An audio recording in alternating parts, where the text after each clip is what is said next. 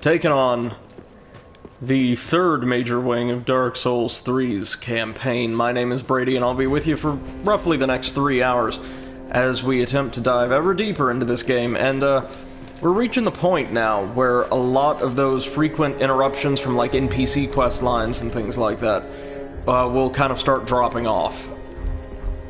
And we're going to be getting into shorter and shorter areas with more frequent boss battles, so things really do pick up in kind of this probably last third of the base game. Right now we got a whole bunch of souls, and if our experiences in this game have taught us anything so far, first priority should always be leveling up.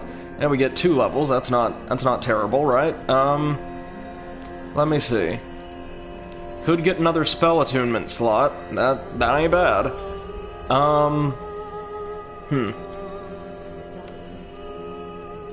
Really would like to get intelligence up to 20. Tell you what. Why don't we go 1 intelligence, 1 faith? Because we are about to get access to some serious curses. Or hexes. And we kind of want to be well equipped for that. Still got over 10k souls, so we're not doing too bad. Now, fair warning, though. Today we're taking on probably the blandest little area of the game by a fairly generous margin. If we head to the distant manor, this kind of basement we were able to find a bonfire in, underneath Irithyll, we can head down towards Yorm the Giant, the third of the Lords Ascender. And his leg of the game's kind of interesting in that it's extraordinarily short. Easily the shortest of the 4 little spokes corresponding to the Lords. And it feels kind of reminiscent of Demon Ruins and Lost Izalith in that everything we're about to see has some really cool concepts present within, but also feels kind of rushed, if that makes any sense. Part of that's length, but it's also because we get a really interesting area awash in lore that nothing really happens in or around. We've got to fight our way through a few more Irithyllians first. That shouldn't be too bad, right? God, I want more of your armor.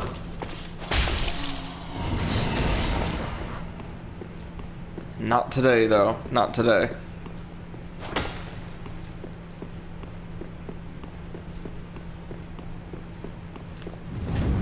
Oh, Fire Witch. Hello. Totally forgot about you. So we're heading deep beneath Irithyll to the Profaned Capital, where, I believe one of those item descriptions said, Sullivan found the Profane Flame for, like, the big-ass greatsword that kept laying us out. I think, are these guys both casters? No, they're not. Just the one. So most of them fight with these kind of broken straight sword hilts, and I think the casters might even use, like, shattered catalysts. Do they? Can we get a look? Oh, no, it looks like their weapons sort of disappear with them. I see.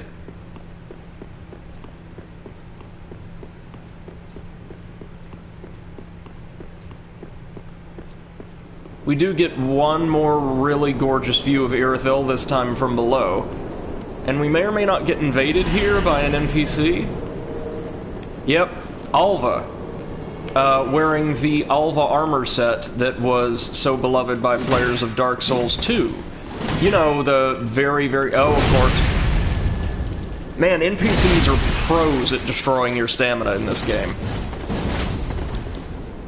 He's pretty tough, of course.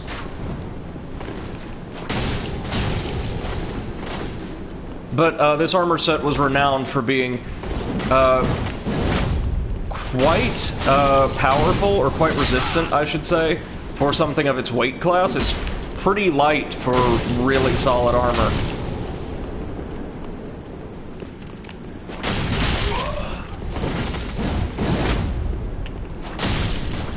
Got him, though. He didn't heal, thankfully. And he drops the Murakumo, a beloved giant curved sword. Or curved greatsword, I should say. That's been present in the series maybe ever since Demon Souls, I don't know. Definitely since the first Dark Souls. Let's have a look-see, just get some lore real quick. The curved greatsword of Alva, Seeker of the Spurned, specially forged in an eastern land. Sharp but heavy, the sword requires extreme strength and dexterity to wield. The search for the Spurned had no end, and so the wayfaring knight warmed to a most deformed weapon. It just seemed like a giant kind of Nodachi or something. Not that strange, I wouldn't say. But here we go. Here's the first of two areas that, as interesting as some of their ideas are, just feel kind of bland to me. The Irithyll Dungeon, which I think gets its own tab in the... Yes, it does. It gets its own tab in the fast travel menu, combined with the Profaned Capital, I think. So, there really aren't that many different types of enemies present in the dungeon. Let there be fear. Yeah, jump scare. As we take that poor soul's last coin. There's some of these hollows that rose from the ground outside of the cathedral here, which means the infested, like, parasitized hollows with all of the worms or leeches are here as well. But the main enemies you want to look out for are the Irithyllian jailers, who have a really interesting mechanic about them. See, the jailers are extremely weak, pretty frail too. But once they see you, once you're in their line of sight and their lantern changes color, they slowly begin compressing, that is, shrinking your health bar. Not like dealing damage to you per se, but shortening the maximum length of your health bar. They also attack with their prod, which slows you down if struck once, and is usually followed up with a grab attack that, due to the reduced HP you'll almost always fight these guys at, will near certainly kill you. Your health bar will go back to its max size after some time out of a jailer's sight, but unfortunately you lose all of the health they would have drained, which is kind of a shame.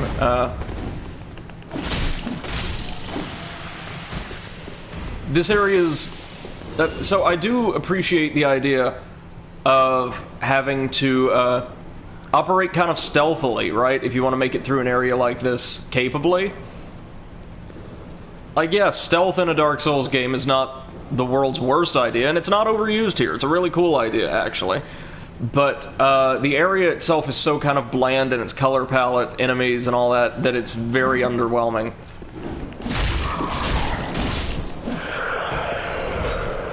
You can get the Jailer's armor set as well as their prod, and all are pretty solid items.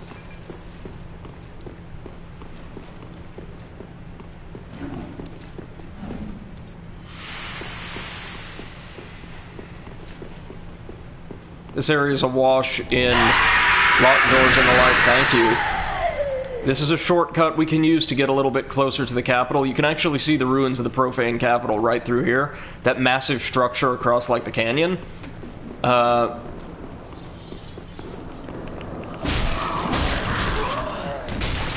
no, no, no. They hit me with the prod.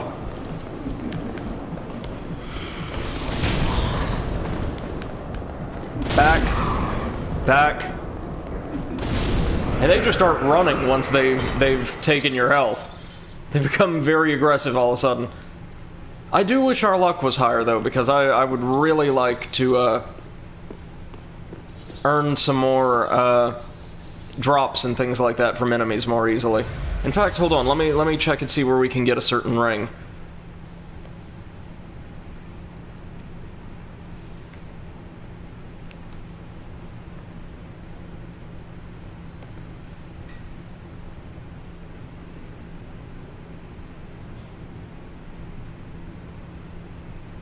Oh, perfect.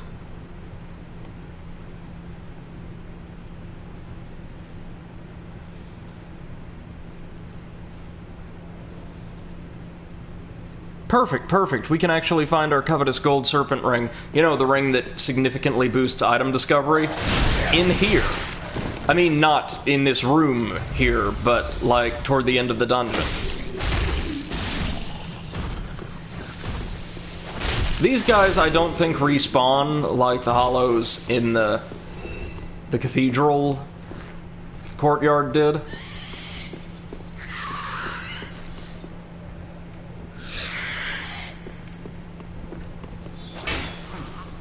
This is locked as well, right? Yeah, we've got to work our way around.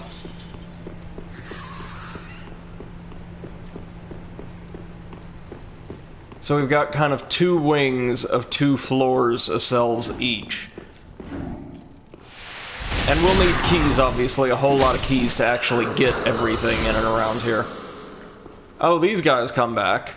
Forgot about them. Hold on, we've got a cure for that.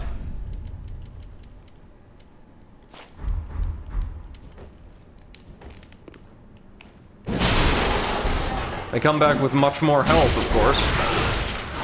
The standard unupgraded Deep Battle Axe, though, can still turn in a pretty good job. Ow.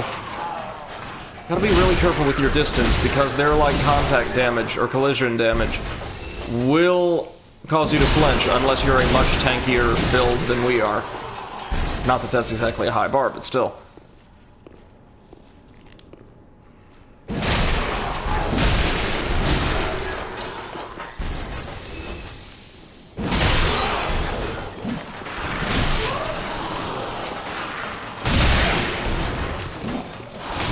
Jesus. They just stagger you so easily. There we go. I think they drop Fading Souls? Yeah, a bunch of Fading Souls. So about 250 souls in addition, or exactly 250. That is not bad. Even at this stage of the game, that is not bad. Something going to drop down on us. No. Oh, but, oh! It opens with a grab. Of course it does. And we're going to be... We've not been covered in worms? Well, we will be before long. Let's use some of these fire bombs we got. Why not? It clearly seems to stun it. There we go. You do have to be careful because there's a fair few of those guys around here. Don't know what's in that cell exactly. Obviously, it's something good. I think it might be some ashes or something.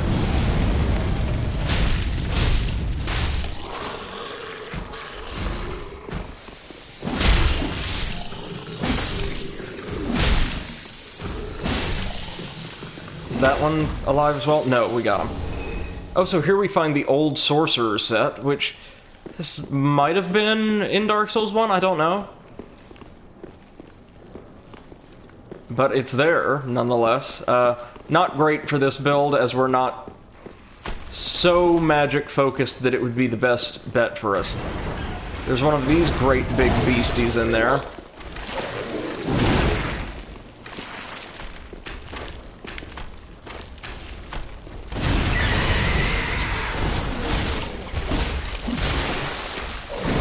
Oh, we actually bled it. Wow. This is the time for fire, baby. Oh, and it drops a special sorcery, Great Magic Shield. Nice.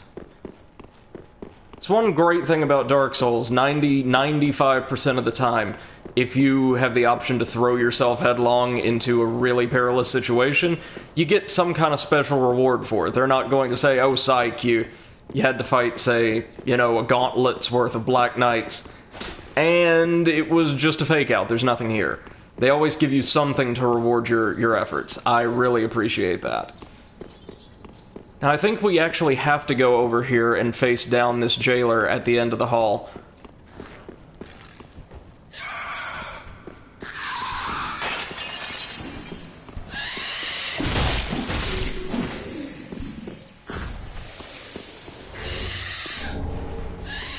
Pale pine resin. Oh, and there's these things as well, like malformed dragon hybrids. They look creepy as all get out, and some of them attack with spears, but they're really not that bad. Could this be a dragon? No, it most certainly could not.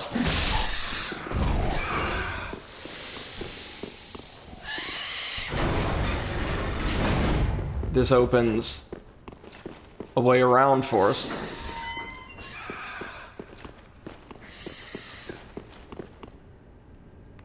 Still probably want to go tangle with that jailer at some point.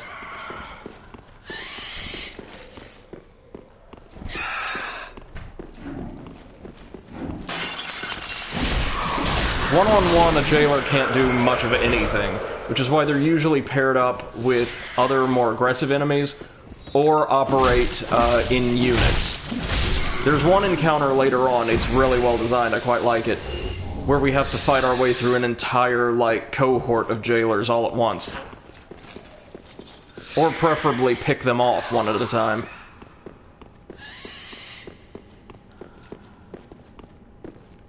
Oh, there's another one.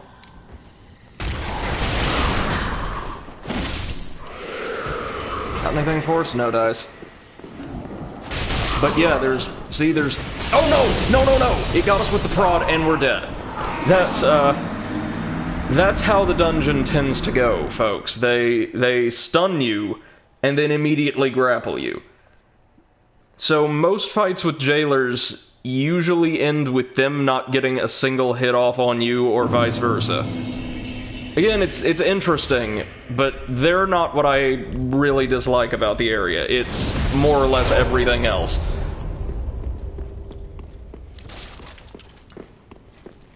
We did open up a shortcut or two, though. So we've got that, if nothing else.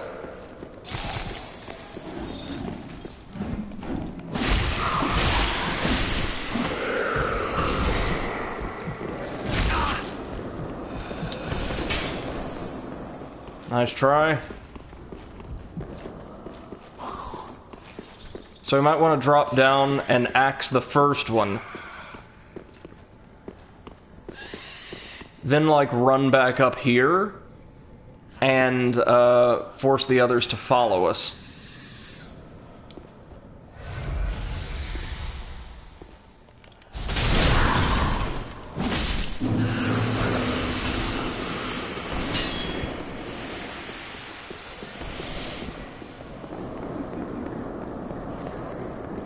Yeah, here they come.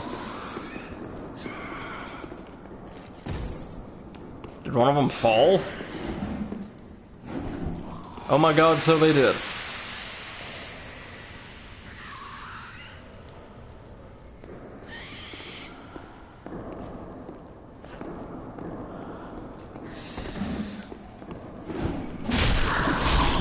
Since it always takes them a minute to aggro, we can run in, tag one, run out.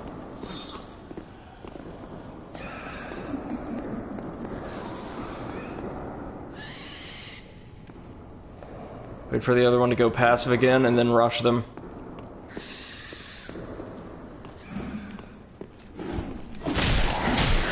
Not the bravest strategy, but it's an effective one.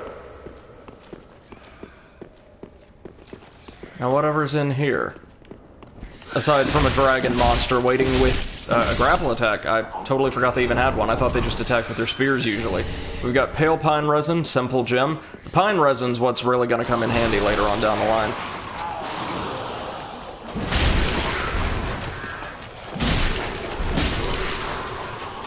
Oh, hello, crystal lizard, no doubt waiting to lure us into a trap.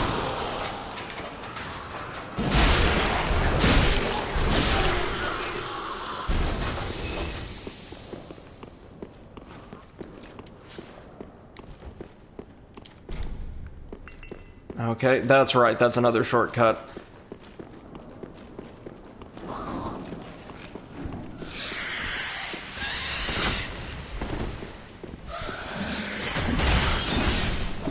Titanite? Titanite? Yeah, oh, Titanite scale, wow. Now their spears, I think, do deal magic damage.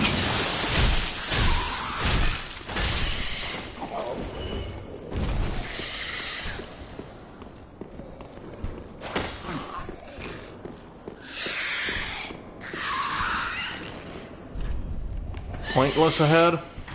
Yeah, like it matters. They do have a small chance to drop the spear, so why shouldn't I give it the old college try, hey?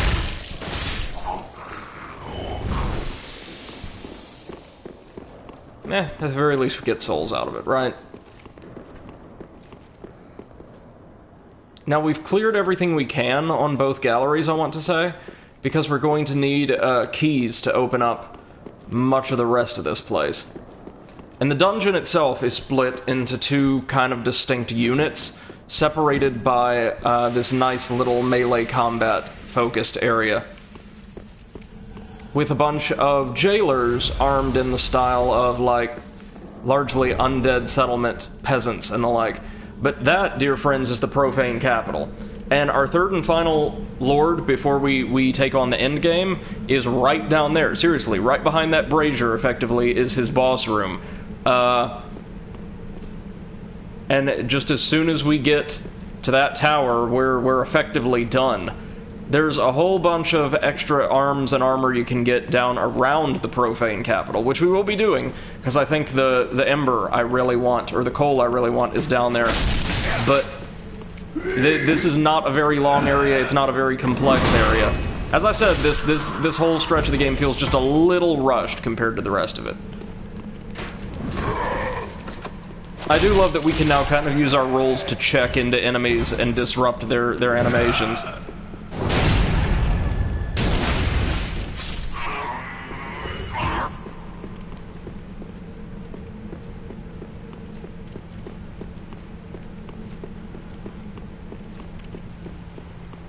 Okay, so we got a mimic. We know how to deal with these, right? He says, hoping and praying he still can.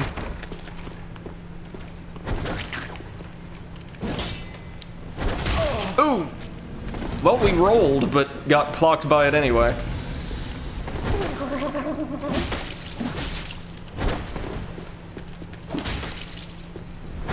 I feel like it might just be because the characters are made a bit more agile and swift in this game. Oh, Estus Shard. Nice, that's well worth it. But it feels like dodging the Mimic's grab attacks is a whole lot easier in this game. Not like I'm complaining at all. But yeah, this next area is not going to be fun. So we deal with a bunch of these guys first, which, you know, that's A-okay. But there's a big old giant in that chamber we're about to head into, along with, I want to say, an endless stream of little rats. And not like one of the... Hey, MC, how's it going? Saw that screenshot from Cliff Empire you posted, man. It looked really cool. I love a good dirigible.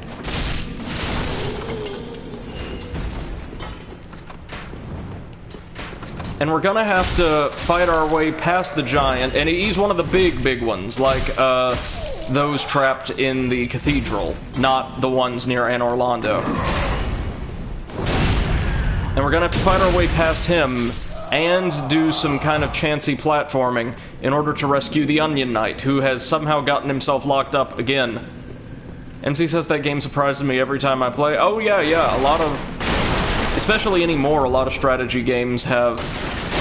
Well, it's a mixture of a ton of really cool and sometimes very niche features, and B, a lot of them are so complex they do a somewhat sparing job in tutorializing the player in how, like, every single function works.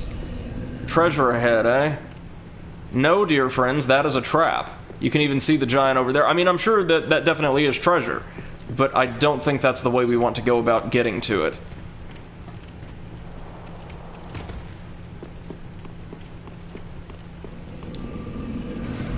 Yeah, it's another one of these.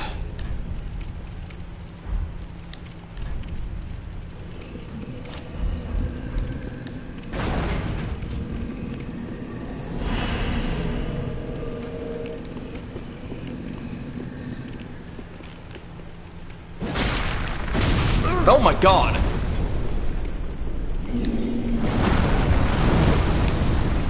This one has a slightly different moveset too, I think. Well, maybe. With some shared moves or something. He's got a ton of health though, that can't be denied.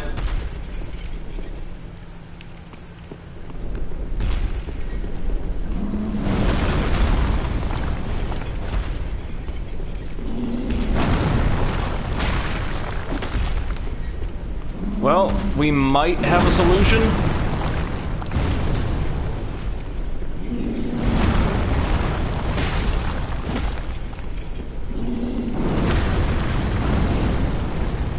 Yeah, we're just cheesing this one. I do like how he's, like, sending the gibbets swinging to and fro, though, as he moves about, or knocks into them. Oh my god! That wasn't from his fist, either. That was the area of effect.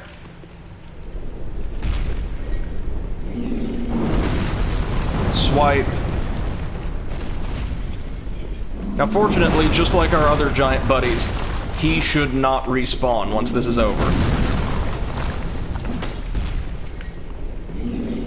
Swipe.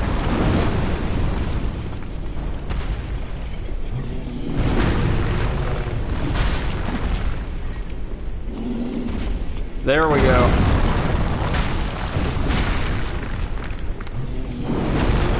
Just give it a little bit of time, we'll get there. And he says we're talking about the schedule for Blades over on Spooky's channel. Cool, what's everybody feeling? And I'm sorry if I've not been quite as present as I probably should be. Feel free to let me know if I should be more communicative or participate a bit. What would suit me the most? Okay. I would obviously be free the most in the evenings, but for those of you who are obviously not in our hemisphere, or in my hemisphere, that would be terribly inconvenient. I have totally fixed classes. Like Monday, probably 1 to 4, I'll be working. Tuesdays altogether probably wouldn't work. Ditto with Thursday. Weekend would be good. Weekend generally would be really good, like any time. Friday, Saturday, Sunday, I could make those work. There we go.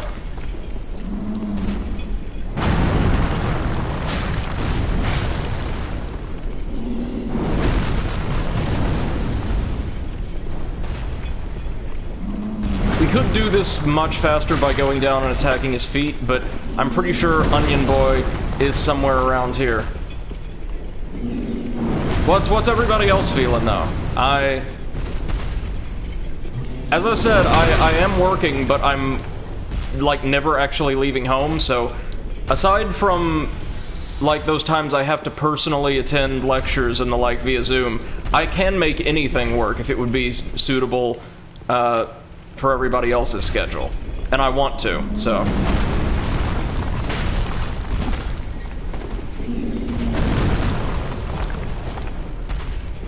I'm so glad he doesn't respawn.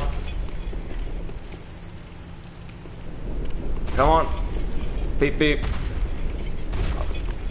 You. Hey.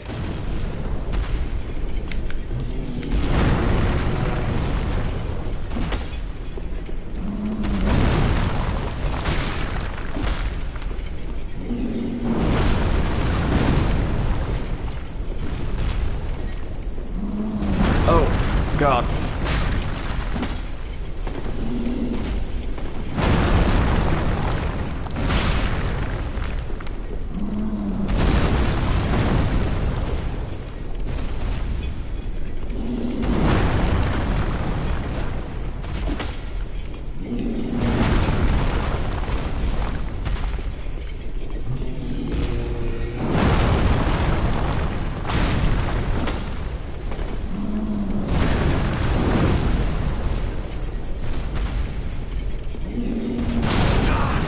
Oh, jeez.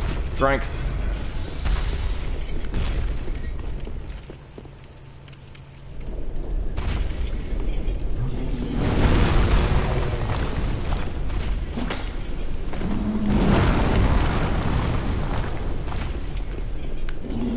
We're almost there.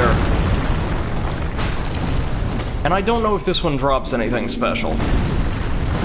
I mean, it should, but I don't know that it will.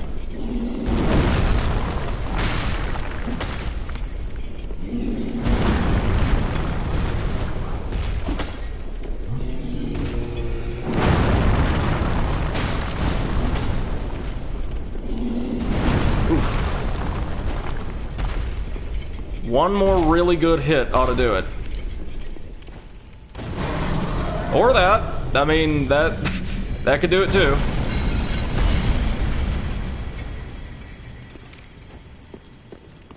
Since he says it would be better to communicate a little more in Discord, I think. We don't bite after all. Oh no, man, I know that. And I do apologize if I'm a little radio silent. It's a combination on my part of A, not ever having done any tabletop-typey stuff before and kind of wanting to get a lay of the land since it seems like I'm less familiar with the format and the game than everybody else is. And B, so far, like as far as setting, headquarters, all that, I don't have a super strong preference, as again, I've never played the game. Once I get my hands on and get some practical experience, I'll be way more communicative. And of course, once I get to know everybody, right? I mean, I know you and I know Spooky, but not the rest yet. Oh, the rats are back. These aren't poisonous or venomous, though. MC says, for schedule, right now it's pretty open for everyone except Wednesday evening, and for the time it'd be during Spooky stream hours, but we can push later. We did push till 1, 2 a.m. my time. Okay, that sounds perfect. The only days I would not be available during her stream hours, for certain, are Tuesday and Thursday.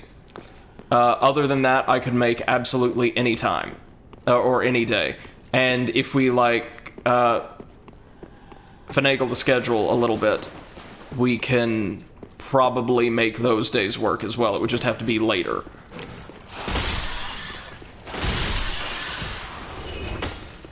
Again, though, I'm brand new to this, and I don't want to impose on anyone or be a detriment to anybody's enjoyment or experience of the game, so that's also largely why I'm being super-duper passive. Okay, we've got a Mimic, and we've got the real deal. Let's go ahead and just get that open. The old cell key, very good. Very, very good. There it is. Key to the oldest cell in the Irithyll Dungeon. The first prisoner of the dungeon was a lone giant. Cells for men were built at his feet.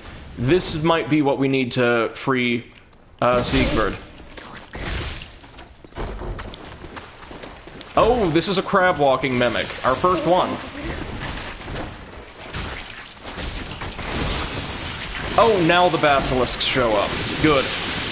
You could hear them rattling around, but I thought they were in another tunnel, which... Nope, I guess they must be coded to wait until the Mimic is spawned to attack. Good, good, good, good, good.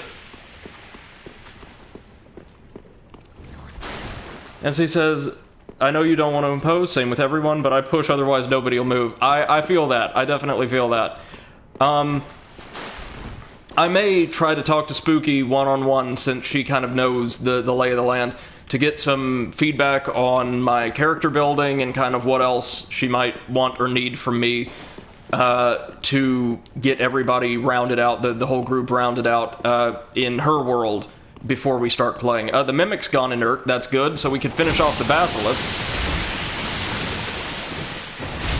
I know this might sound strange, but I contend quite vociferously that basilisks are the most unsettling enemies in the entire series. They creep me the hell out. It's the eyes.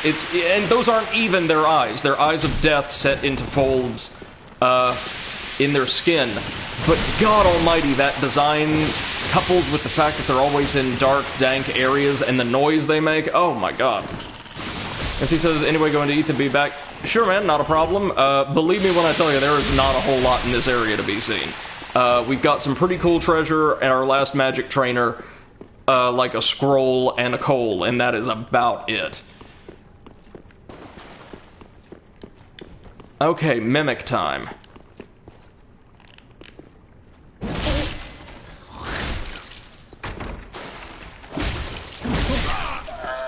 Got it. And what do you drop? The Dark Clutch Ring. Okay, is that going to be super useful in the future? Not in the immediate future, but that's not to say not at all. Hello, giant rats. 2 of you this time. Okay.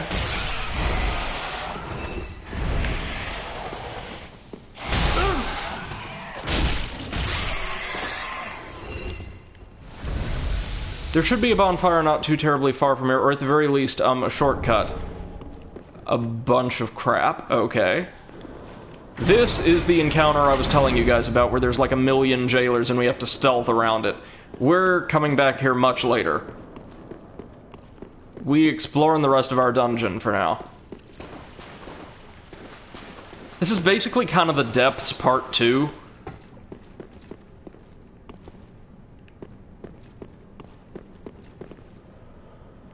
I think that's where the Onion Knights hold up.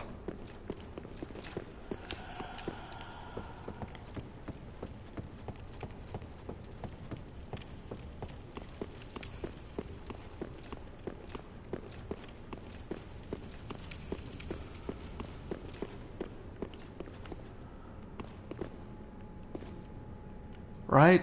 No?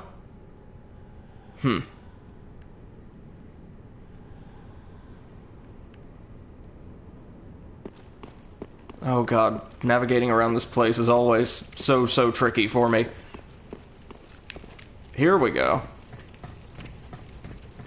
Back up the way we came, right? But there's other paths down, one of which is just a straight drop into the Giant's arena. So we definitely don't want to do that. What about this one, though? Here we go. Yeah. Well, no, this just allows us to circumvent the Giant's arena, which is not what we want.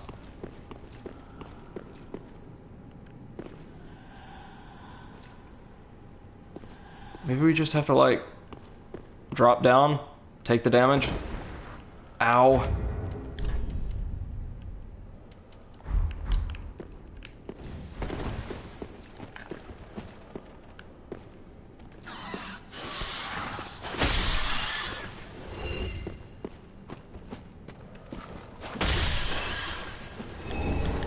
Titanite, ow.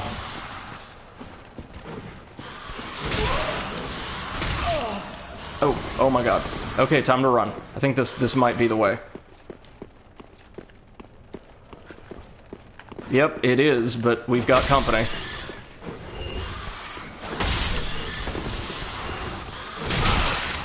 Oh my god. No. We've come so far. Whew.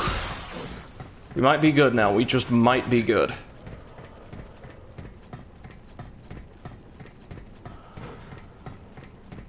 Yeah, this is definitely the way to go, I think.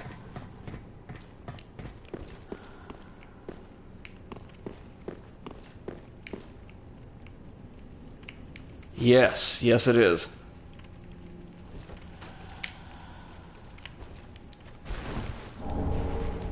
Lightning bolts? Well, no, we've been all through there, right?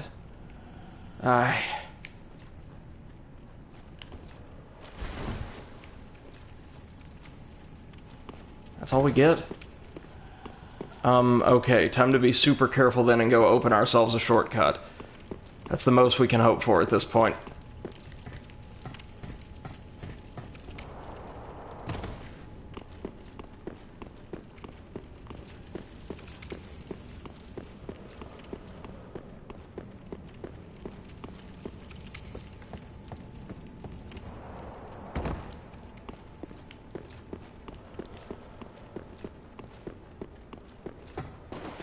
If we free Siegfried here, we should automatically gain access to the conclusion of his personal quest line.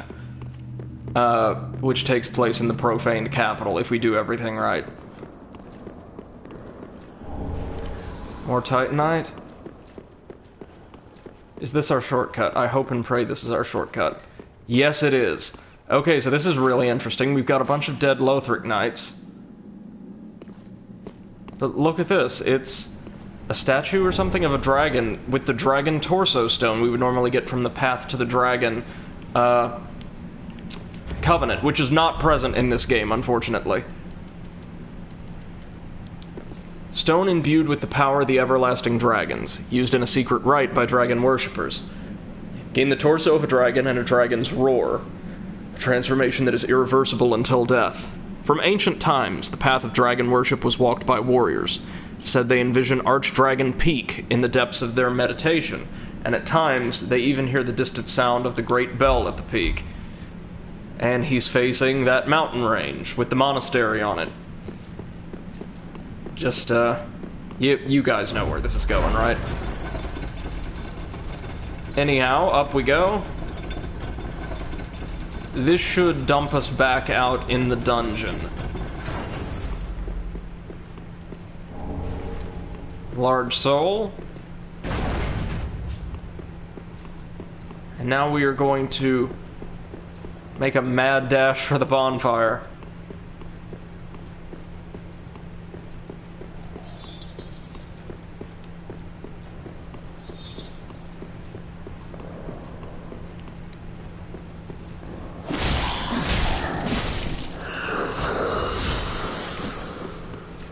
We can't open this yet, right? That key we got won't afford us access here.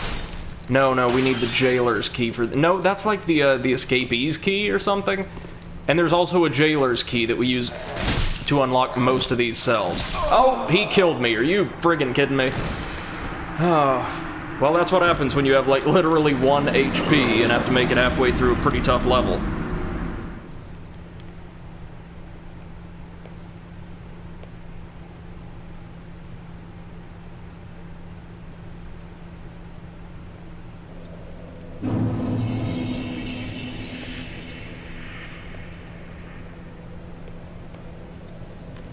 Alright, last ember for now. Alright, we have to open that much later on. Well, time to run like there's no tomorrow.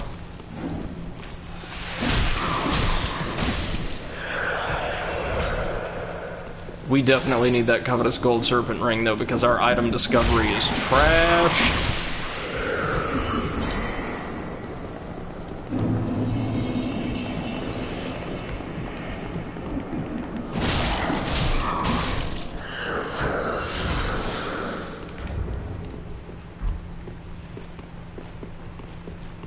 Alright, time to hoof it.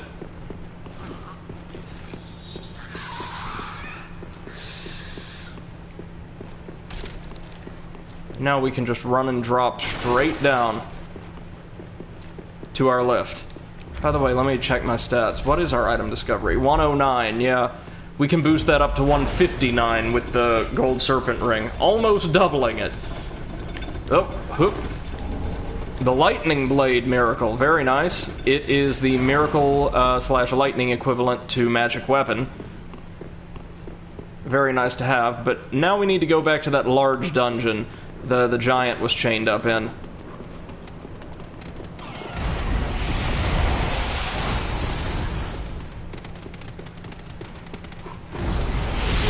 My camera was caught on the rat.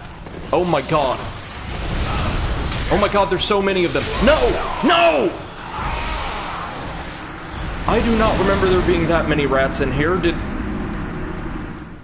Did a ton of them, like, head out into the dungeon or onto the bridge once we spawned in? Or once we defeated the giant? I don't... this game. Well, looks like we're off to purchase an ember for the first time. Some merchants have them relatively cheap.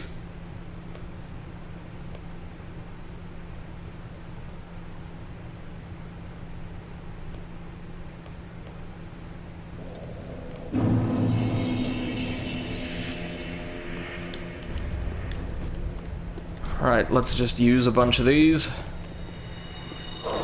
18k, we can definitely make use of that. We will just buy her out. 6 embers, there we go. Now fortunately, after everything we're about to go through in the dungeon in the Profaned Capital, actually fighting our way, oh, might as well reinforce the flask while we're here, right? Actually fighting our way through Yorm is going to be really, really easy, probably. Like, can't say for certain, but I think it should be kind of straightforward. His fight is the easiest of the 4, far and away. It's a gimmick fight, and it's a good one, but it's not going to be super challenging, especially if we do everything properly in the dungeon. The 4th Lord Soul fight, or, Lord fight, meanwhile, is the hardest out of the 4, in my opinion, and it's also far and away the best. Not because it's so hard, but because of the way the fight works.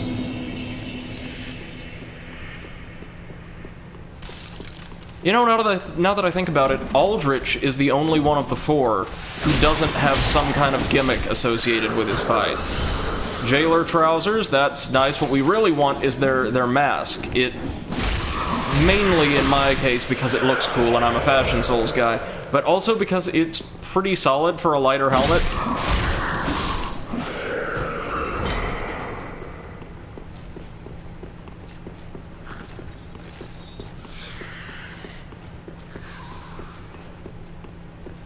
Alright, this time we've just got to take the fight to the giant rats first off.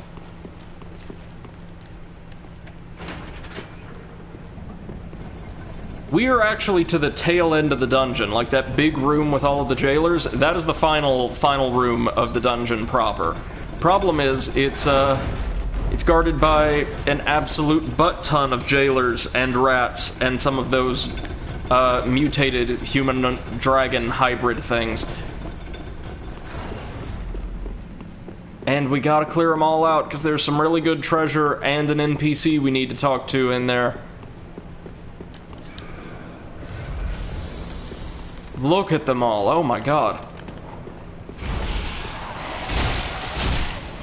Thank god they're still pretty easy to stagger, though. Soul of an Unknown Traveler, good.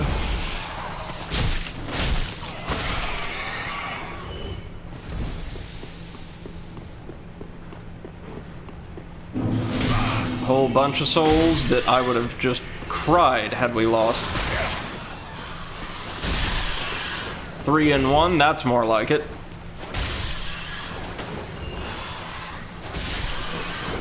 And the rats do sometimes drop like these solid souls, which is really useful, kind of like the dogs did in earlier games.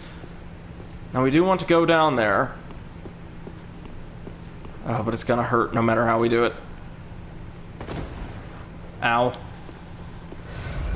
Well, first things first, let's cut down this mimic in here.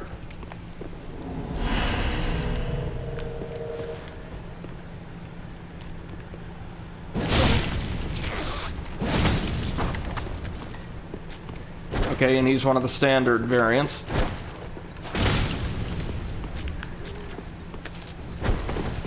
I hate the kick. Hate the kick. Got him. Oh, Dragon Slayer lightning arrows. If we were going for like an archery build, those would be really useful, I'm certain. Or even like a stronger build that could use a great bow really effectively. I think these rats will periodically respawn. I could be wrong about that though. And usually, but not always, the larger, like, white auras near items indicates that they're special or unique. We got the Profaned Flame Pyromancy. That is some pretty good stuff, folks, let me tell you. Just, again, not for us. Now, what's in here?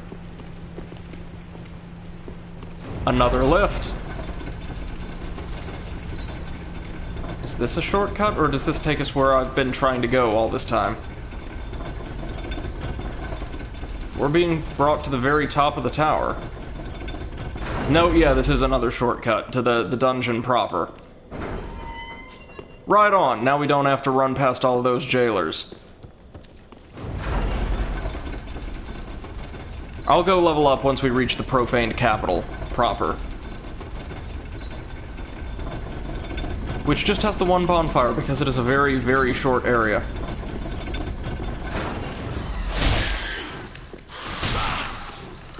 Oh, the rat survived my running stab? That's a shame.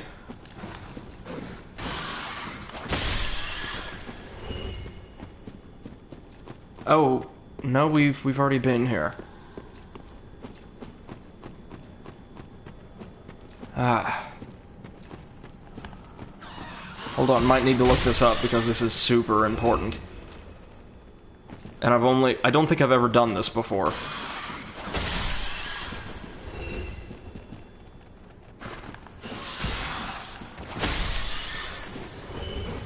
Oh, right here. Right in here. So we need to talk to him while fending off the rats.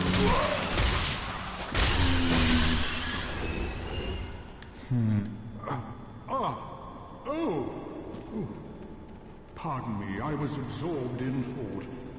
Oh, look at me, trapped like a rat. But you needn't worry. I've just been sitting here weighing my options. The moment has almost come. I just need a bit more time. My liberation requires a key. The key is up to riddle for the ages. Okay. We do have the keys, the old cell key, but apparently we now just need to carry on with the stage as normal, which is fine by me.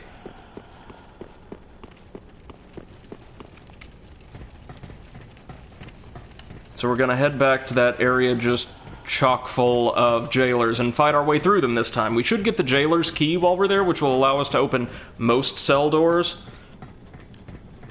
It won't open that door we need, like, the escapee's key for, though. I'm not entirely sure where that one is. I've forgotten, I'm afraid.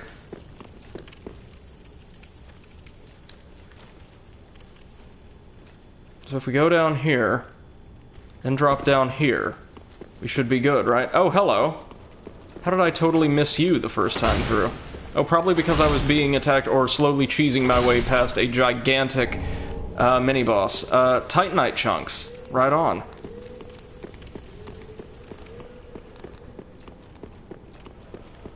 We'll need those to make any of our weapons more powerful than they already are. Save that washing pole I'm, well, saving for the boss fight following Yorm. We're gonna do something real special with that one. Let me make sure I've got the upgrade materials for it eventually. Oh yeah, we do. Lacerating gem, or blood gems for lacerating weapons. That's gonna be the golden ticket for that particular fight. So you kind of want to do the same thing here, just hit and run. Oh, these jailers are slightly stronger than the ones upstairs, or more durable, I should say.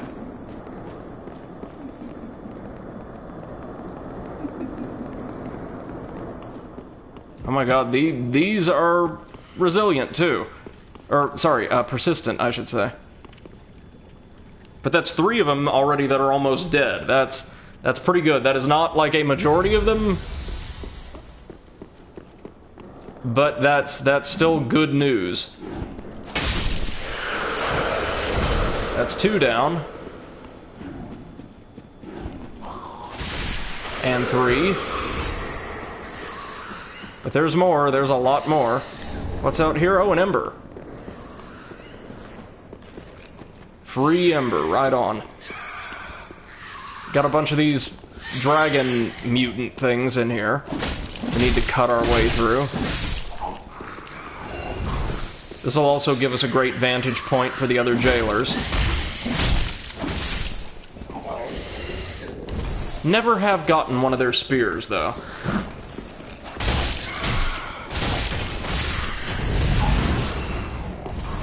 Oh yeah, that's right, some of them have a ranged attack. It's not a regular attack, it's like a very, very rough spell. Interesting. What are they guarding? There it is, the Profaned Coal. I think this is the last coal we can get in the game. Enable Dark, Bleed, and Hollow infusion. Remnants of the fire that burned down the Profaned Capital, preserved in an icy skull. Give to the blacksmith in the shrine to allow the use of gems for dark, blood, and hollow infusion. Which, just so you guys know, I think the fire that burned down the Profaned Capital is implied to be like a remnant or an offshoot of the Chaos Flame that ultimately burned down Lost Izalith. Because in the world of Dark Souls, nobody ever learns a damn thing.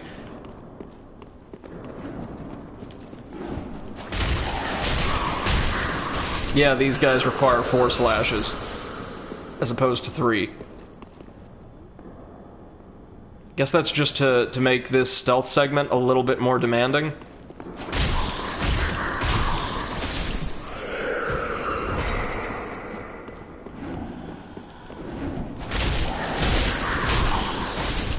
Alright, one more.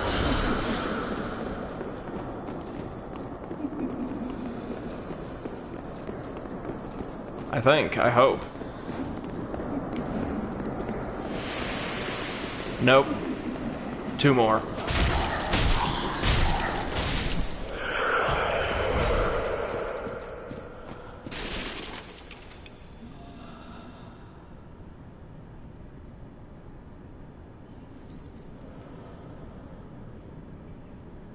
Okay. We can do this.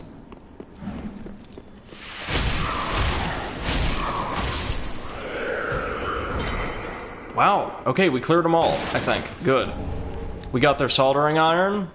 Great for PvP, because it can also slow enemies down once you've made contact with them. And another pair of pants. We always get the pants in these games for some reason.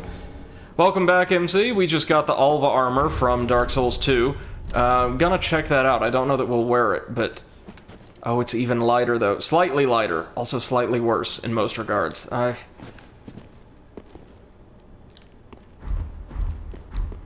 Okay, we'll hold off on that. But now that we've cleared the area, we can go treasure hunting. The one really worthwhile thing to do in this area.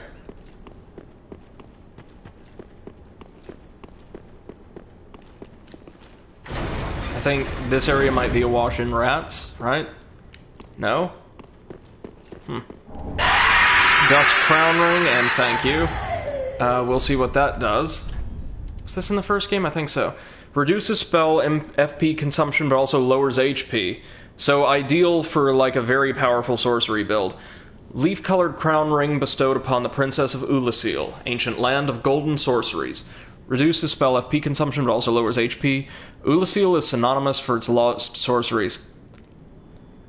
That should be with, not for. Irithyll is synonymous with its lost sorceries, of which the Xanthus sorcerers are dedicated scholars.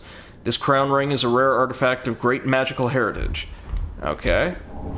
And the Xanthus ashes. So King Jeremiah's from Irithyll in this universe. That's interesting. Umbral ash of a sorcerer who explored the golden sorceries of a long-lost land. They were called Xanthus scholars, but some foolishly imitate them simply by dressing in yellow. Alright.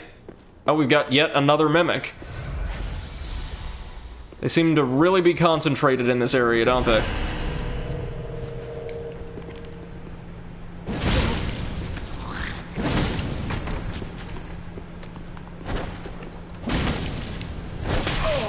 Oh god. It actually clocked me.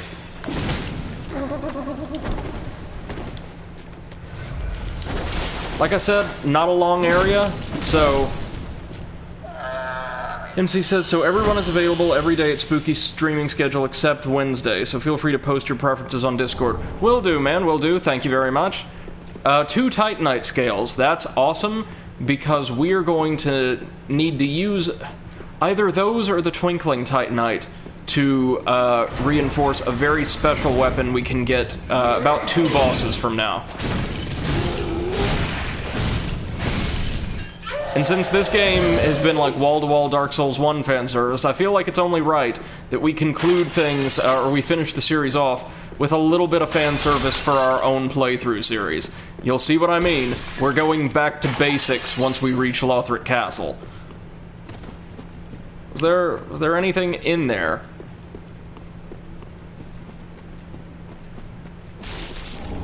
Ember. Okay.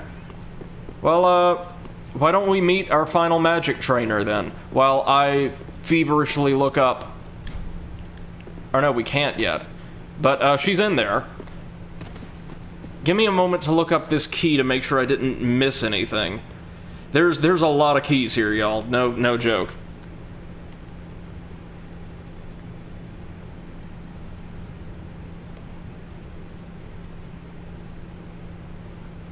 Okay, yeah.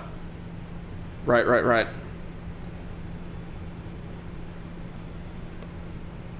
1 minute, looking up one more. I'm sorry about all this, but I want to make sure we get everything we can so I could show you everything I can.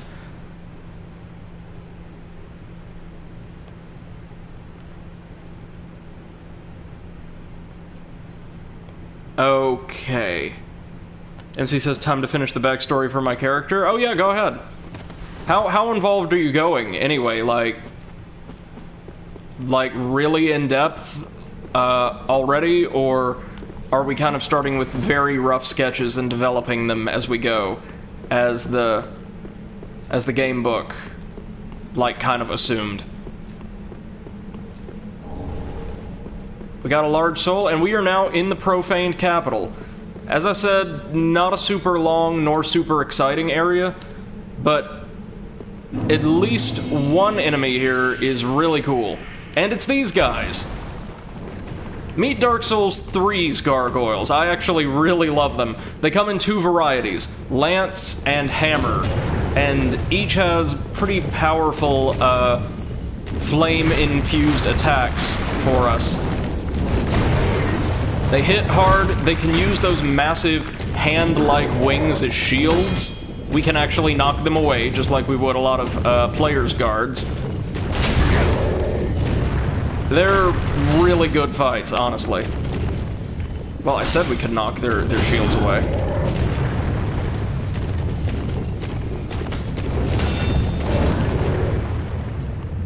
Oh, it's been so long since I fought one of these.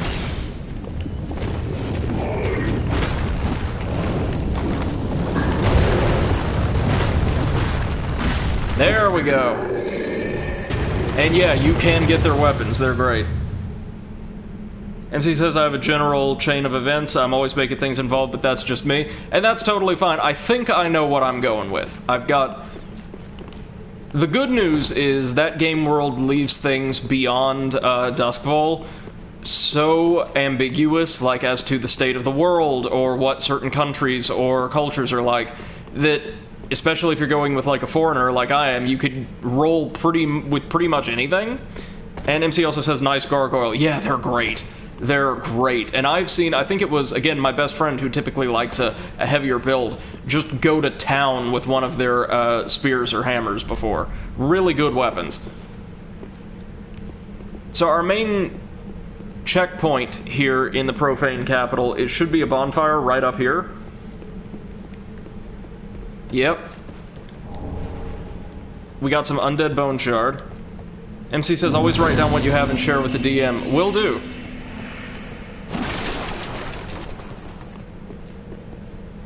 Okay, so you see that hallway right over there, that little bridge? Well, that bridge leads into one great big open room with a couple branching wings, one of which leads us right over there. And right behind that brazier is the boss room. Like I said, there's not much to this area at all, save this giant poison swamp that is purely optional and loaded with some pretty awesome loot, and we kind of sort of have to access in order to save Siegfried.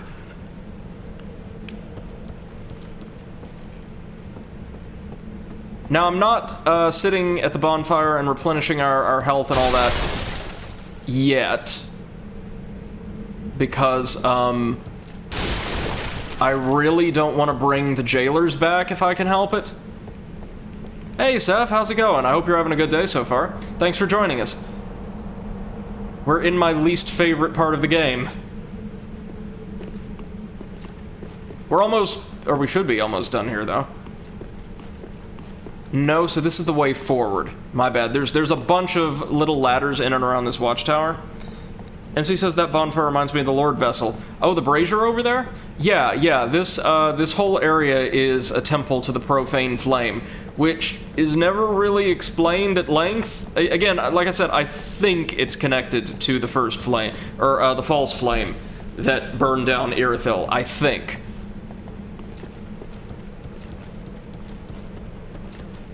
Wait. Hold up. No, nothing over here.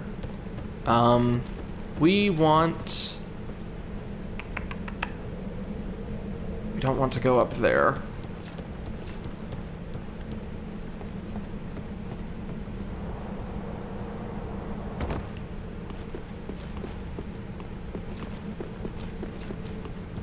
Here we go.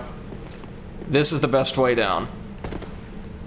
Now, admittedly, the area we're heading to is extremely dangerous. Lots of tanky enemies.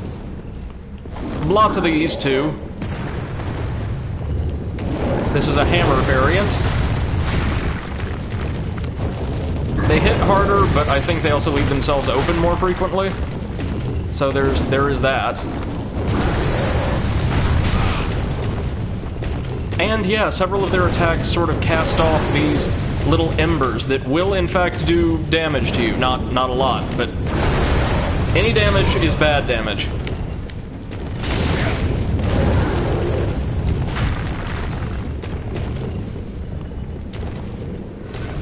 I actually really dig the design of these things. They look almost like they've already been broken, like... Do they have much of a head or anything, or does it just look like they have some kind of inhuman beast's head? I can't quite tell. Now we want to head in here, ultimately, this, like, tower off to the side.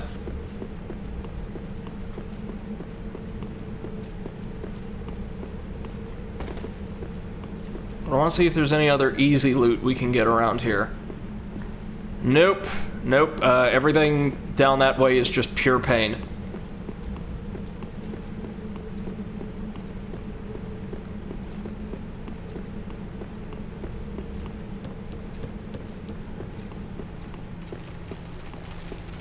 And yes, indeed, this is where we want to go.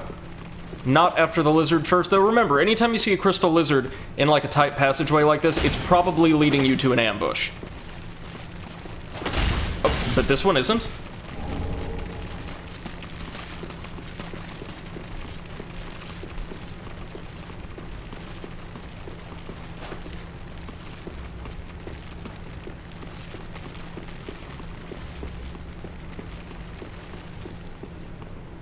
Okay, so now we worm our way around to the second lizard. I hear something, like, scuttling around, though, and that has me very nervous. Oh, no, it's just all the horrible things in the swamp beneath us. Never mind. MC says, fun fact for my Blades character, planned to set his home either in the docks or Six Towers, leaning toward the latter. Then everyone started suggesting Six Towers as a starting area. Well, that'll be really useful, then, though, having a local on the team, I suppose. Just a rusted coin, and another pit trap.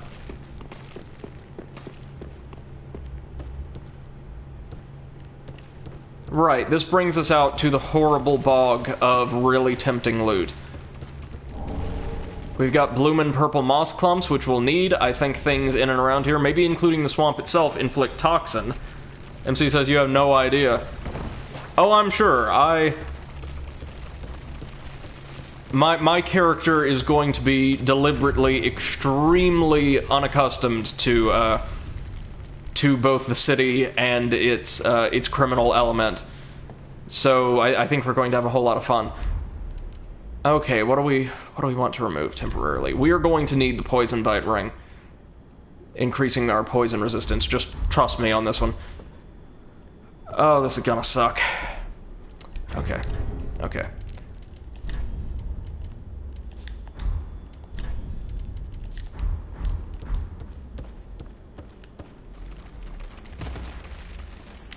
This is basically the bog from, yep, that's toxin, alright.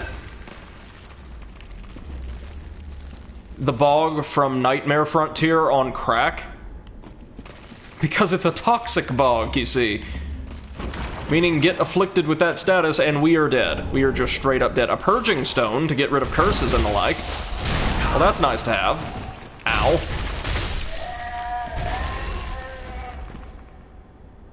Oh, there's stuff in there, but there's also toxin in there. Not today. Or not right now, anyway. We really have to get the Onion Knight out of jail.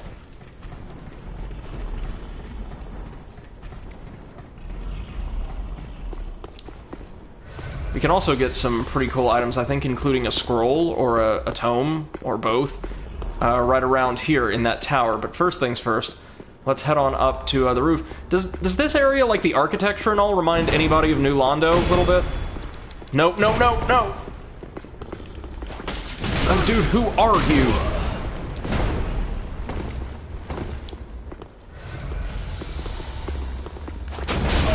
Oh!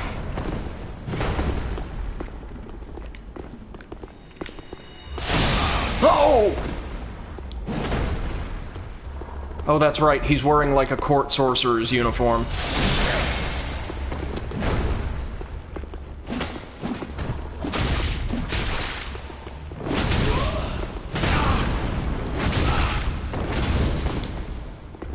what is he doing?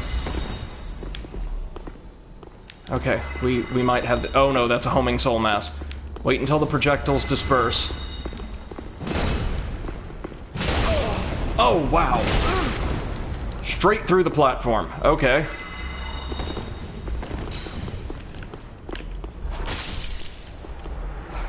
Got him, though. Just barely. What does he drop?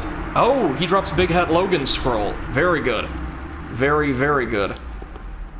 Secret scroll of the Profaned Capital's court sorcerers containing sorceries of Logan. The court sorcerers used this scroll to claim heirship to Logan's legacy, though how that claim stands up to closer scrutiny is another story. And right through here, we get the Wrath of the Gods miracle, and we're going to have to deal with the, I think they're called Children of Sin, or something like that. These massive, hand-shaped monsters that I'd really rather avoid fighting if we could. So maybe without attracting too much attention, we can creep over here and take down this mimic. And yeah, one of the gimmicks of this area, the dungeon and the capital, is that... Oh, no! No, no, no! No, not... Well, that's never happened in this playthrough thus far. I guess it was bound to at some point. Is almost all of the chests are mimics. Almost all of them.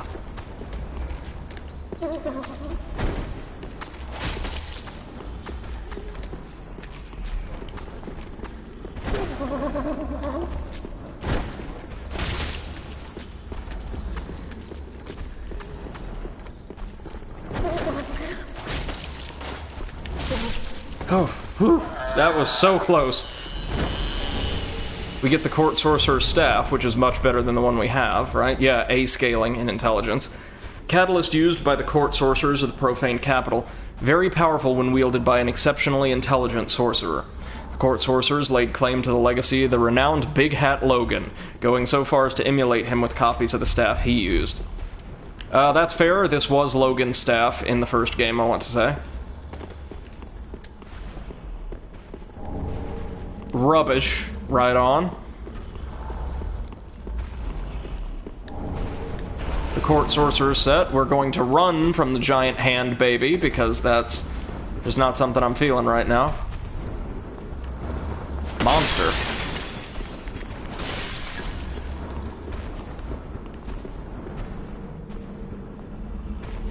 Okay, this just drops us off back here. Yeah, yeah.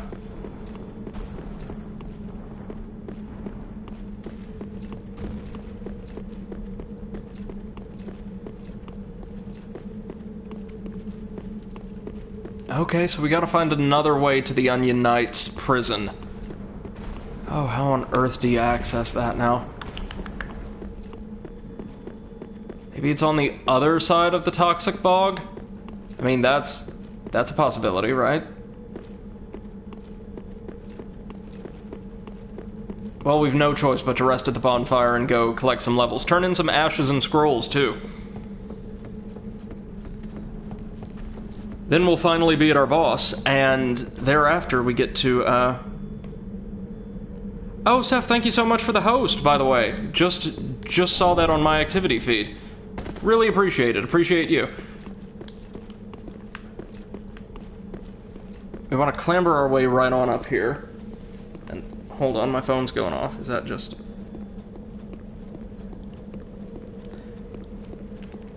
Nothing like calling me away to work at the last minute. Very good. So I think we have all of one more bonfire in this entire area, and that's the one we get for defeating the boss. That's it. We are done. Dunzo. Now, after we defeat Yorm, or really, you can go in something of an independent order at this stage of the game. You could take on Yorm in the capital before Aldrich, and quite a few people I'm aware of actually do that.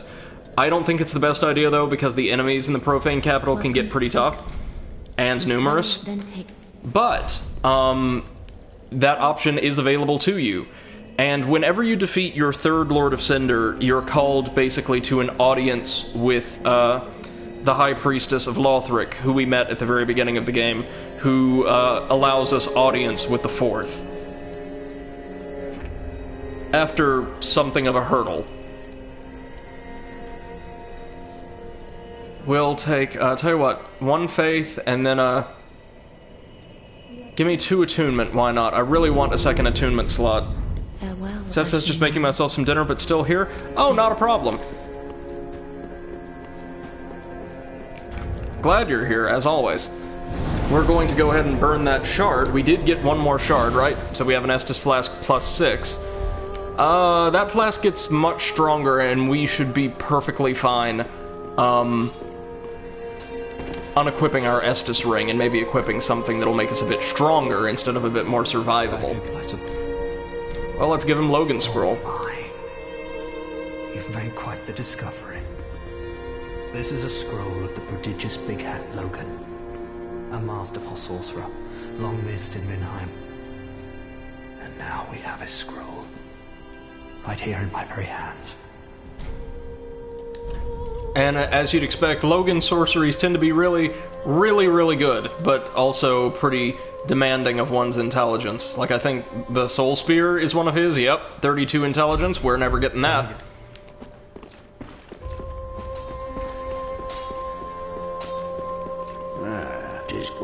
And now we can turn over the Profaned Coal. And, oh no, we've already used that shard. Never mind. Lords, where did you happen upon this coal? This is much too dark. I see the abyss in it. That's a good thing, Andre. Yet a smith I remain.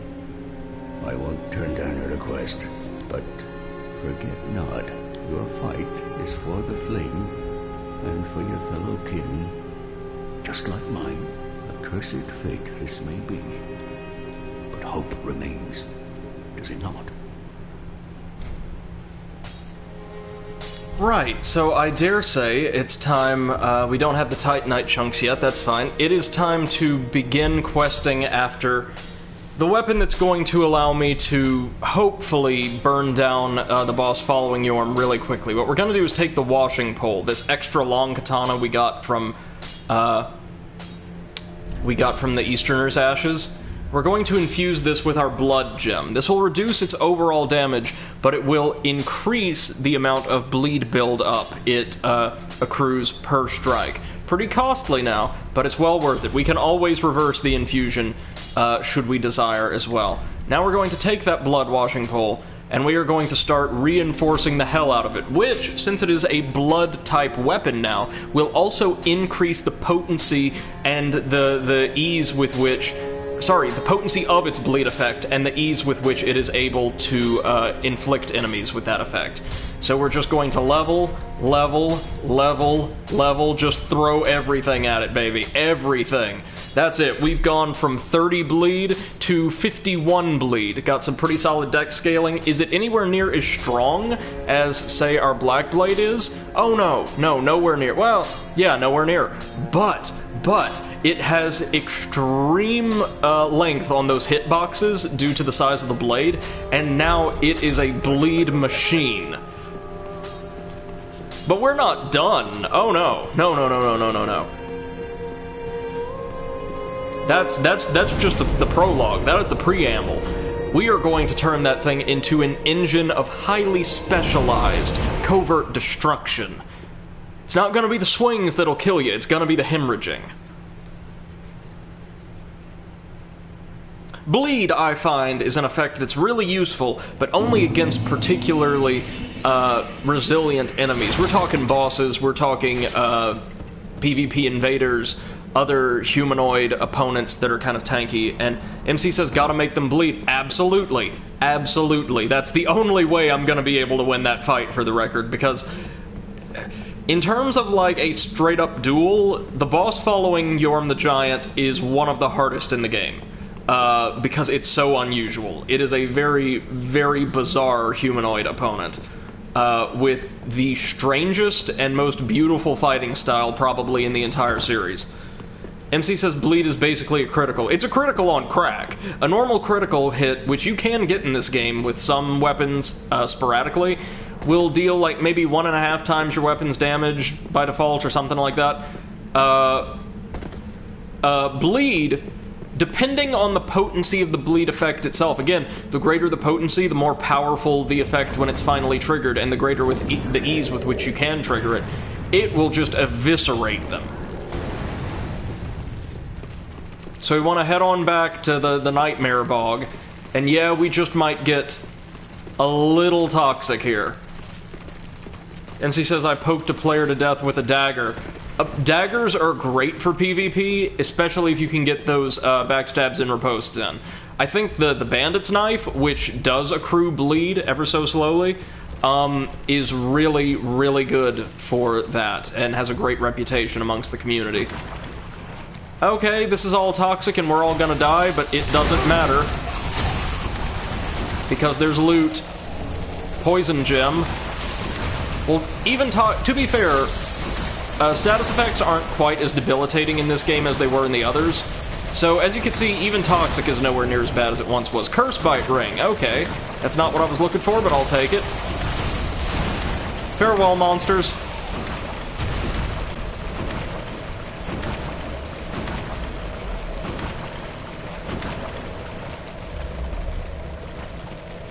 Did we go all the way around this tower? No, we didn't. Hey, hey! Here we go. Man, they can get some air, can't they? Notice they even look kind of like those weird swamp-dwelling creatures from the Nightmare Frontier. Just even more unsettling. Those were like giant, kind of nudibranch-looking creatures. These are, very much human centipede nightmare things. This is the door we want. Here we go, baby. There's more of the giant death babies. There's some purging stones for getting rid of curses. Feel like they could use some of those, but...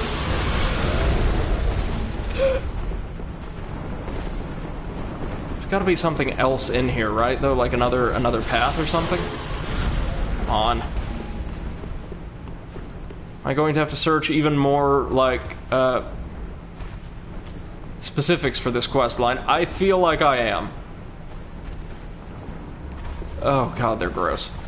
Which means they're very well designed, as that's the intent, but still. Blech. Okay, let's have a little look-see. Is it still coming? They're all still coming. Are you kidding me?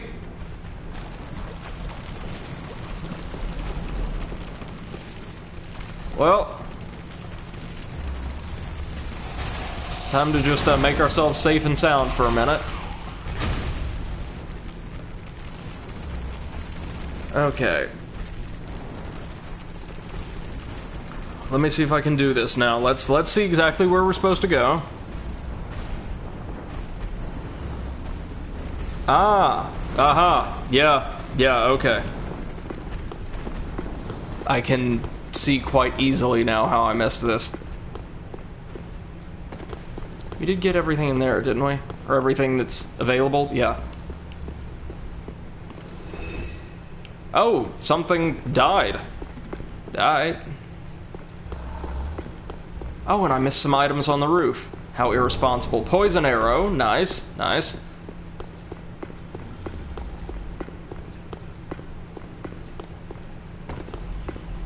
So you see that open window that's had the bars busted off of it? Yeah, we're gonna have to make that jump.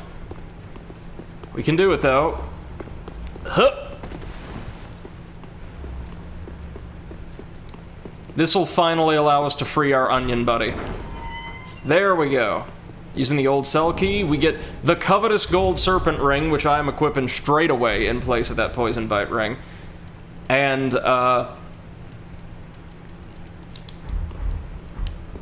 we can finally continue his quest line. Once again, you are my valiant savior. I, Siegfried of Katarina, express my deepest gratitude. Take this, a token of my thanks. Go on. It's all yours.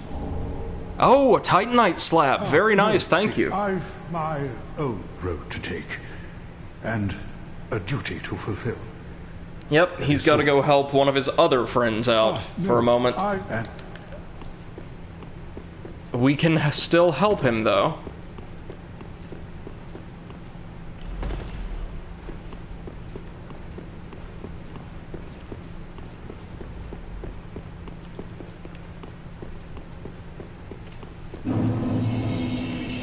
Yep, okay, and this deposits us back out in the dungeon. There's a reason to come here, though. Haha, the jailer's keyring. We can finally clear the rest of the dungeon with this. Irithyll jailer's keyring, or ring filled with many keys. Opens most cell doors. On what grounds do they remain imprisoned, considering that by now they are mindless hollows or unrealized gibbering fools? Well, I think the in-universe explanation is the jailers are a bunch of demented, hollowed sadists at this point. Oh god, oh god.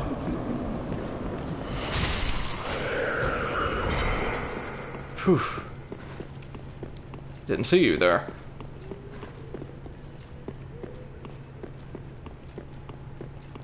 So I probably want to take down Yorm first, and then see to the rest of the jail. As the jailers have all respawned anyway, you know, it's kind of a moot point to go back through and clear all that again right now. We're right at the boss, anyhow. Now that we've completed our exploration, we are more or less totally done with this area.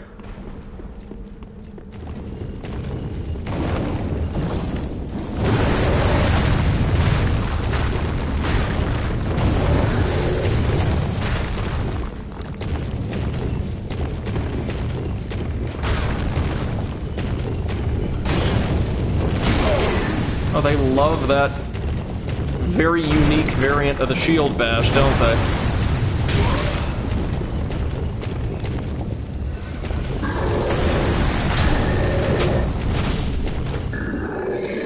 Would you feel like dropping your weapon today, sir? Oh, no dice.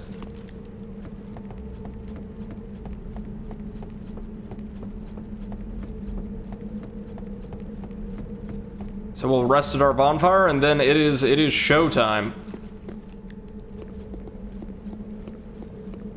So we're going to have to do something I would never recommend you do during this boss fight, and that's open your inventory and start fiddling with your items mid-combat. Usually that's a very bad idea. Here, it's just short of mandatory.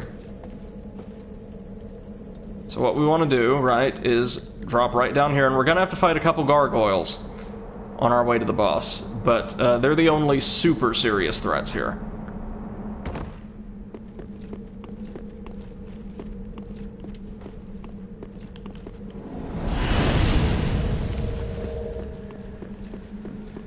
The priestesses down there are going to use that brazier to attack us with homing fireballs sporadically, and with varying degrees of success. Just something you have to put up with here. Oh, but friendly fire's a thing? Wasn't aware of that. Ooh, ow, ow, ow. Just gotta keep moving. Out the gargoyles out of the way, we got it. Oni Slayer great arrows. Don't have the strength for a great bow, don't use bows anyway, but thank you all the same. Yeah, this place looks a lot like New Londo, right? The architecture, that's not just me. So we make it into this giant, kind of abandoned treasury or banquet hall, and have to fight our way through. These are not jailers.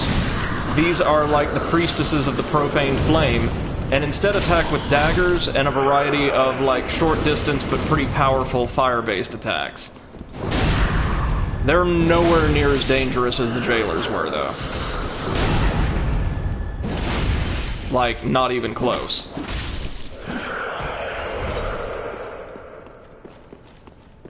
These guys sure are, though.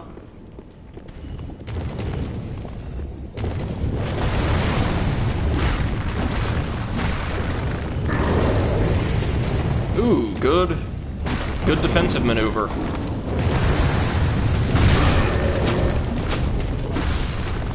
Hammer, hammer.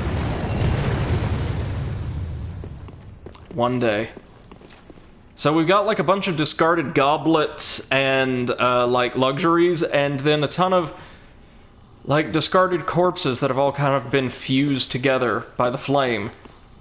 Yeah, this place ain't exactly the cheeriest in the world, is it? Now we want to clear out this jam-packed little hallway, because there is some treasure here, and I'm pretty sure, since it's still Profaned Capital, a lot of it's going to be in mimic form. That's just how things work in here.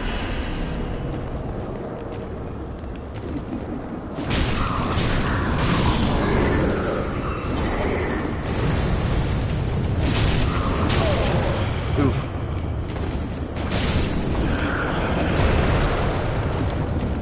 Okay, so fighting a gargoyle with other opponents, that can get a little chancy. Notice the variants with the spears anyway, use a moveset that's not totally dissimilar from the Bell gargoyles, at least when they're airborne.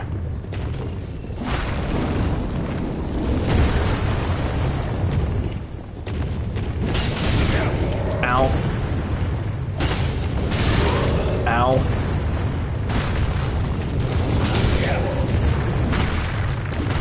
Well, that was the third move 3 times in a row, but down he goes. Okay.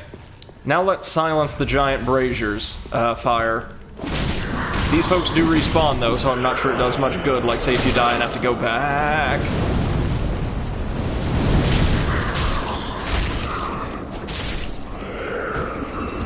The Priestess's most dangerous trait is their sheer numbers. We've seen every single priestess in the game at this point, like those in the side gallery are all that's left. But you never see, like in these little groups of them, fewer than 4. This is the smallest one. We get the Handmaid's Dagger, 2 of them actually, which we might check out in a moment. So of course there's loot over there, but there are also gargoyles to fight, and by fight I mean run around really quickly, because don't want to just chug through our Estus before the fight.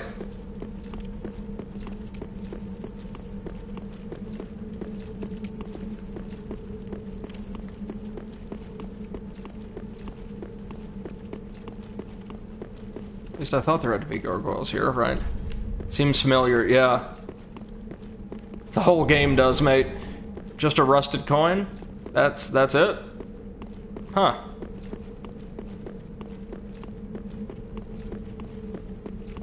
I love the look of the Profaned Capital's, like, sort of edifice as you approach it, though. That's...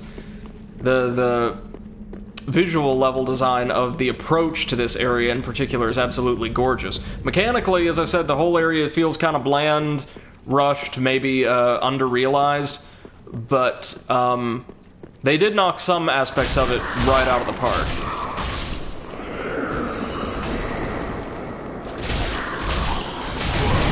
Oh. Whew.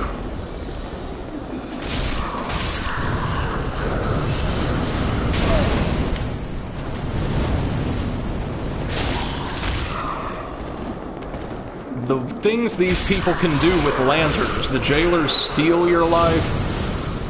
These women can light you on fire, just... Oh! You were able to just knock her right off her feet with a charged heavy attack. That's pretty cool. Handmaid's Dagger once again. I can't see the chain, and it doesn't look like it's coiled, so... Given where we are...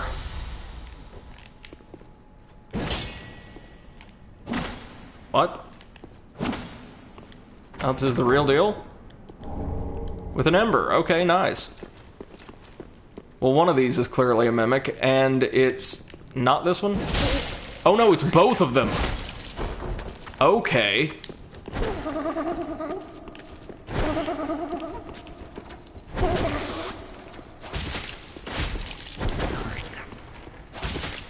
Thank you, iframes.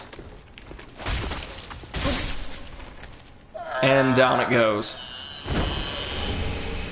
Rusted gold coins. Okay, those temporarily boost item discovery by a fair bit, so we may need them.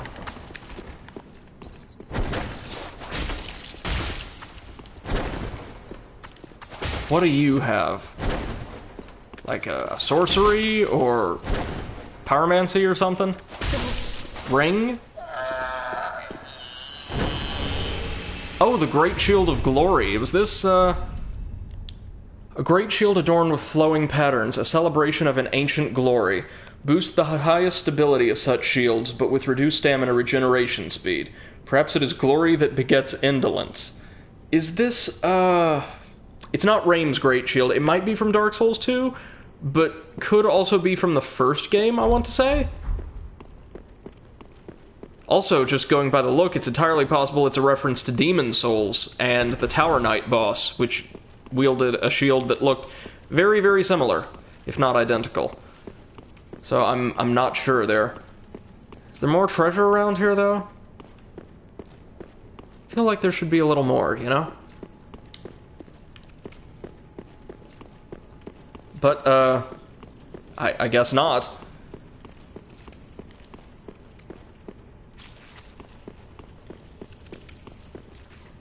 Are we ready for this? Let me make sure. We've done everything right.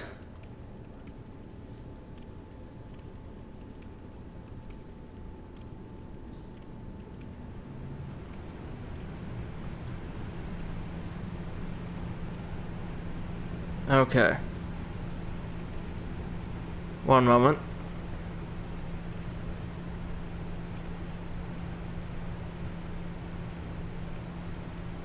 Okay. We should have everything we need to do this properly, so time to throw down with Yorm the Giant, who, just for some quick background, because we're not going to get a lot of this, and I feel like out of the four, he's probably the least realized in the lore. He was a benevolent and genius giant warrior in an age long, long past. I think like he's far and away the oldest of the Lords of Cinder. MC says time to boss around. Oh yeah, this one's great. And he protected the people of the Profaned Capital from the dangers of both the Abyss and creatures spawned from the Profane Flame, despite the fact that they absolutely hated him. They were a bunch of like crazed xenophobes, and we just cut down what was left of them.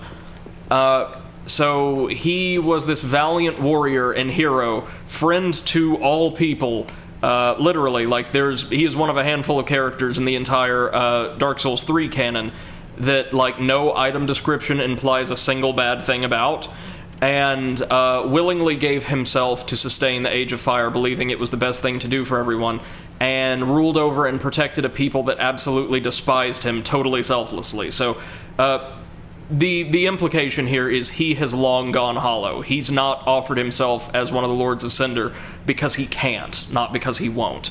So we're going to give him one last fight. And because we did everything properly, it should be special.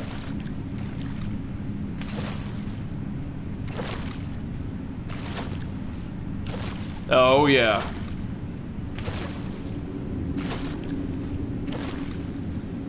Yorm, old friend.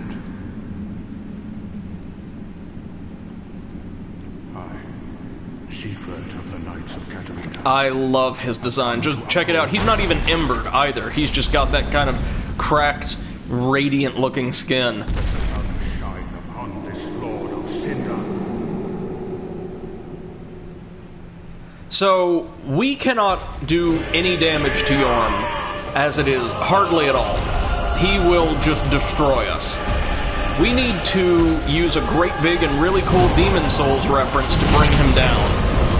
Siegbert's got the right idea. Up at the foot of his throne is a special weapon, the Storm Ruler.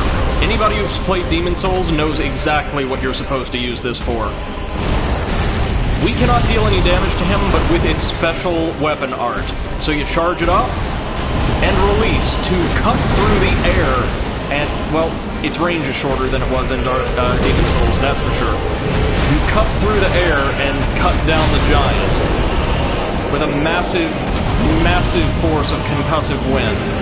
He's embered now, though. He is pissed. But with the two of us working together, he's not a massive threat. I mean, he deals more damage than you could believe, but he's kind of slow and very clearly telegraphed. This is like a spectacle fight. something FromSoft is very good at, and it's a gimmick fight. If you didn't play Demon Souls, you would actually have a hell of a time working him down, or wearing him down physically, which is something people have done. You can beat him that way, it's just very, very hard. I've never fought him with Siegfried, though. If you complete Siegfried's entire quest line, he's here to come, like, say goodbye to and ultimately help his friend. These two fought together before, like, I guess in a much happier age.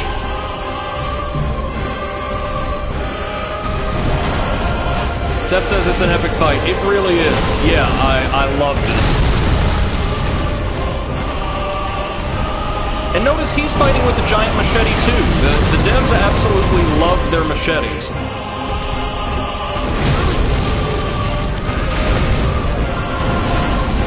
Oh god. Oh god. Oh god. Notice he's pretty fast too. Like, I mean, his attacks are very clearly telegraphed, but he is no slouch, and Siegfried gets the final blow. As is right. And I use a greatsword for the very last time. We got his cinders and his soul. It seems. And we've concluded Siegfried's quest line. Once again. My thanks. I could have not kept my promise. I really like that fight. It's like cinematic. It's got a great like setup in and around the lore.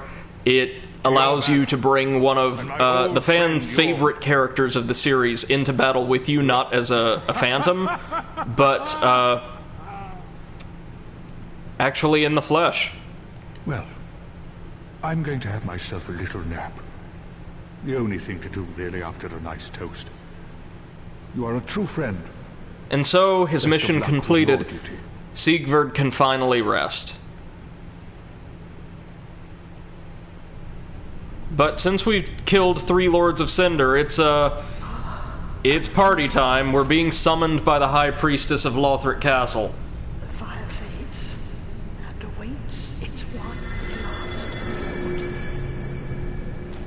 We're not doing this fight just yet, though. Trust me, we are nowhere near foolish enough to attempt this fight with 4 Estus flasks. Before we get to Prince Lothric, we've got like 4 or 5 bosses we need to take out on the way.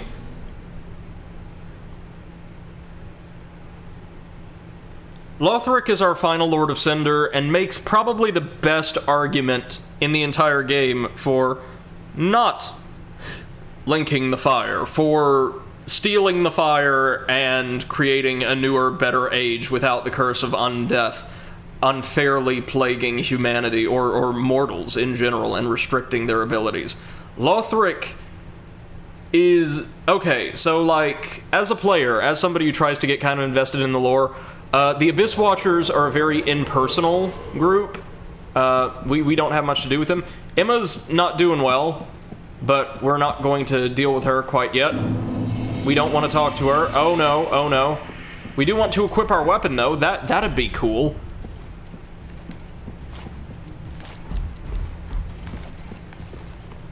Hey fella, you feel like dropping any of that there armor? Come on, you know you want to. Oh wait, we were just using our fist. Whoopsie. Come on.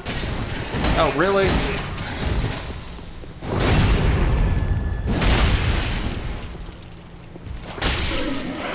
Alright, come on, homie, you know you... really?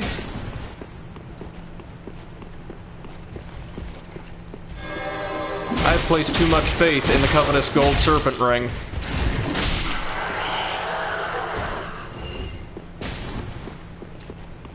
Notice that things have changed at the High Wall.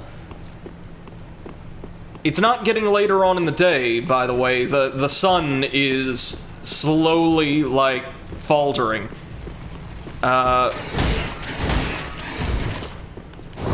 Before long, this entire place is gonna go dark. This is the end, unless we can do something to help people out. That is my 3rd helmet. We'll add it to the pile, I guess. We'll use Vort's bonfire to get out of here. Seth asks, which mic are you using, by the way? You sound pretty clean. Oh, thank you very much. I'm not entirely sure what the exact model is. It's a Rode, R-O-D-E. It's a stand mic with a pop filter. It's a pretty good one. Let me see if I can't find the model. Hold on. No, I'm afraid not. Not on the mic itself. I'll see if I can't find the specs, though, and let you know over Discord. I got this at the recommendation of my father, who works in the music industry. So I know that this is like... I think it's studio quality? I wouldn't know. But I like it quite a lot. It's... well, not made for my ottoman, which I use as, like... the flat surface for it and my PC during this time, so it's quite wobbly, but other than that, it's pretty solid. Okay, so now we want to go to Yorm's Bonfire, which I appreciate, even though we get whisked away by Emma, is automatically linked for us.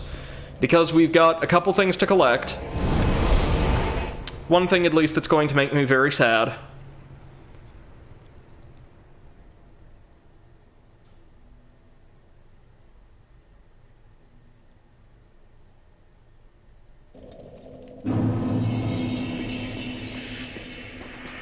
Yep, here we go.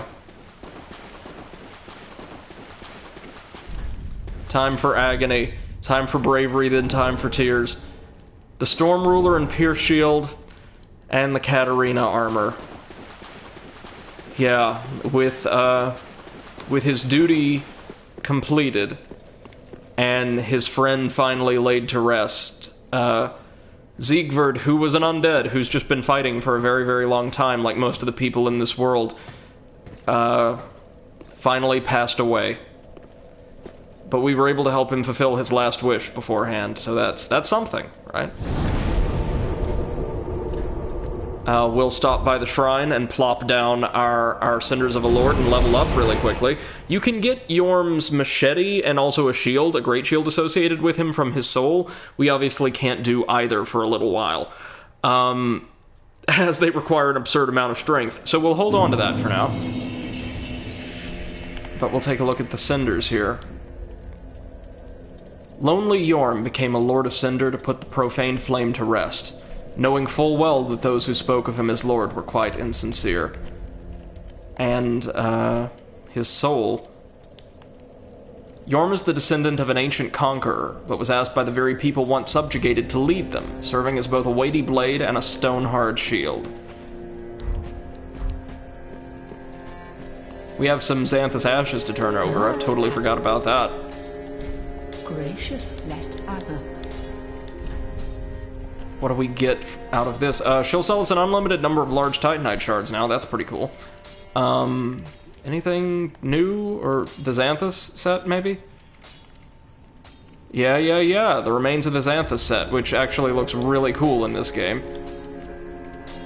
We can buy Smoth's armor if you're a really, really hefty character and want some phenomenal defense. Or we can buy, Shiva's armor, also from the first game.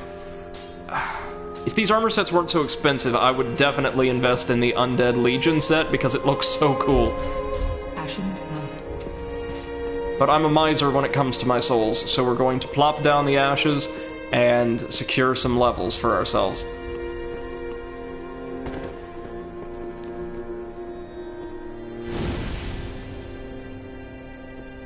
Just one left. That's Prince Lothric. Welcome, Spirit. Very then take. Okay, 3 more. That's not too bad.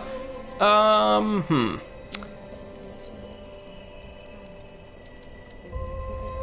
about, 1 vigor? Or how much vitality can we get? Like 3 additional pounds? That's something. And a lot of defense, like physical defense. That's also a thing. We are as hollowed as we're ever going to get. Notice we have 99 points of hollowing, making us perfect for Londor, and they for us. What do you guys think? Higher equip load and defense, more health, or more dexterity and damage?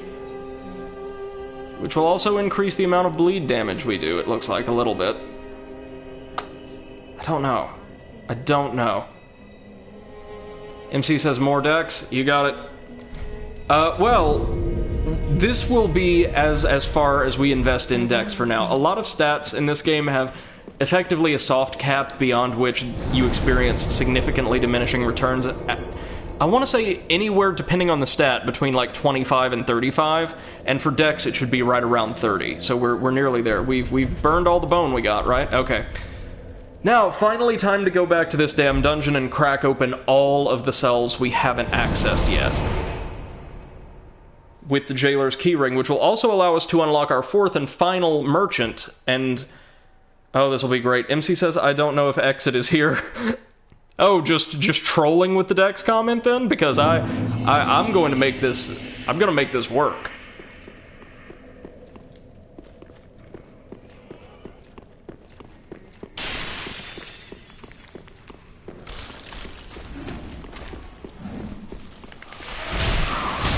Oh, Seth says he's eating. Gotcha. Now, honest question though, I'm curious, because as should be evident by now, I'm really not very good at these games, like, at all, despite having played them all a couple times.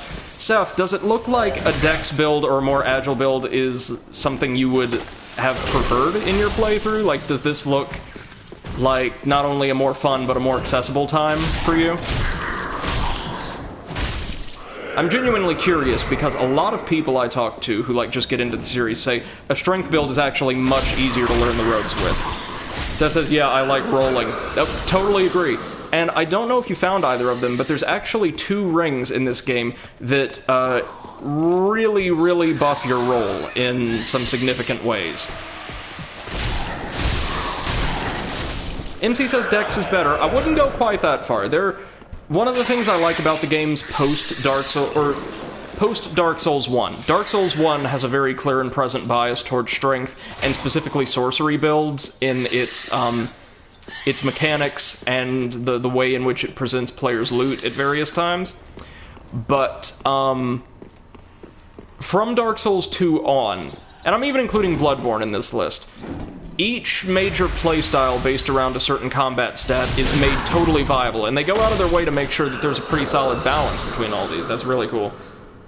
MC says Dex is better because no one expects it. Seth says probably not. Yeah, in these games, it's, at least PvP, it's expected that you'll kind of go towards, if not a strength build, a build with, like, really high stamina and equip load and all of that, which you can definitely do with a Dex build. It accommodates that. But, I appreciate how viable different builds and equipment sets, Covenant-type builds, become from the second game on.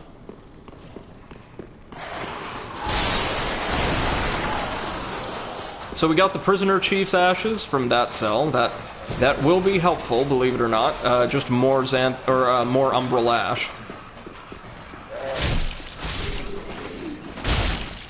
We are closing in on the boss that I'm going to try my level best to cheese our way past, though. I'm really excited for that, and I hope I can do it again.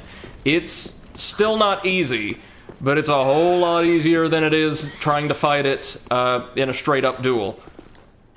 Oh, did we never open this one? Alright, get ready for probably a jump scare. Oh no, the Jailbreaker's key. That'll get us out onto that balcony.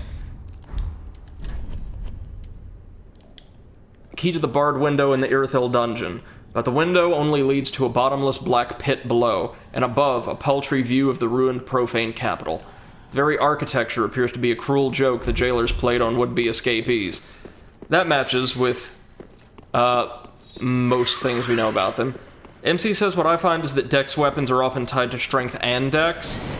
Well, a lot of weapons, again, from the second game on, especially in this game, have, like, requirements for and scaling for strength and Dex, with one being a primary, the other being a distant second. This gives us access to an item, though, which is what we really want. The Bellowing Dragon Crest Ring. MC says, but strength weapons are almost exclusively strength. At least in Dark Souls 1, that's definitely the case, yes. I mean, I would argue you'd need to be fairly dexterous, even though it would be a secondary attribute. You still need to be fairly dexterous to use something like a great axe effectively in combat without just hefting it all over the place. But I guess I could see why they did that, still. Spear? Spear? No spear? Really? Come on, guys. I want the spear. I know I'm not going to use it. I know it ain't up my alley, but... just so I can say I got one once.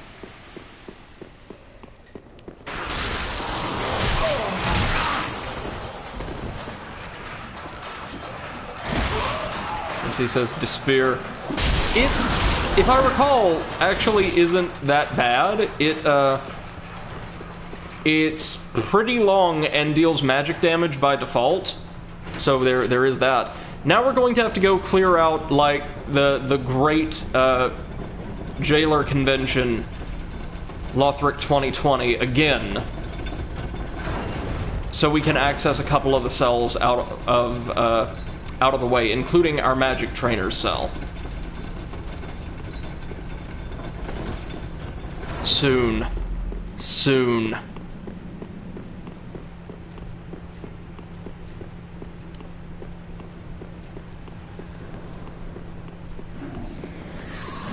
Oh, no, you don't.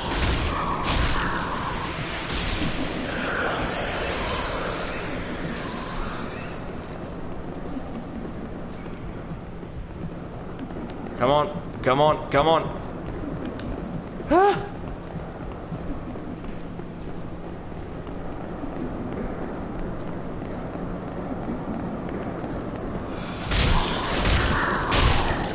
No! No!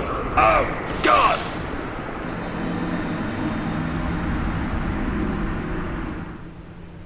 It was a miracle we were able to get past all those guys on the first try, to be honest. As he says, of course, I write my backstory and use the word solace, something I seldom use and don't really know.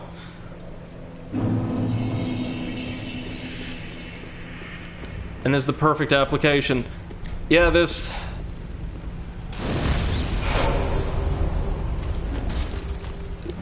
certainly wouldn't apply to the jail. The jail is, I contend, along with Profaned Capital, the worst part of the game from a design standpoint. Again, really like the idea of the jailers, they just don't do a whole lot with the rest of the area.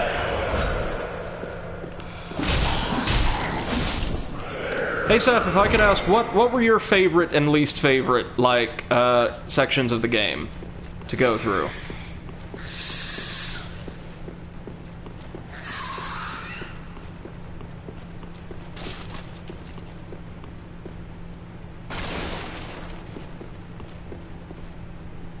Seth says favorite was the Fairyland. It was the most pretty. Irithyll, yeah, no, it's... I mean, same here. In the base game, the only area that comes close is a secret area. But Irithyll is the most gorgeous, like, urban design we see in the entire series, I'd say. Seth says, I hated this area you're in right now.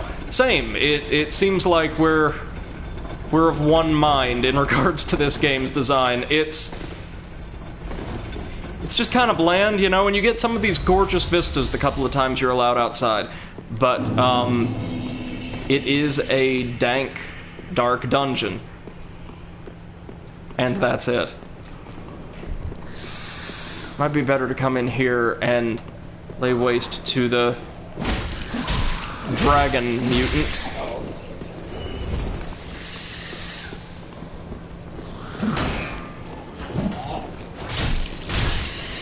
MC says I kind of like this area.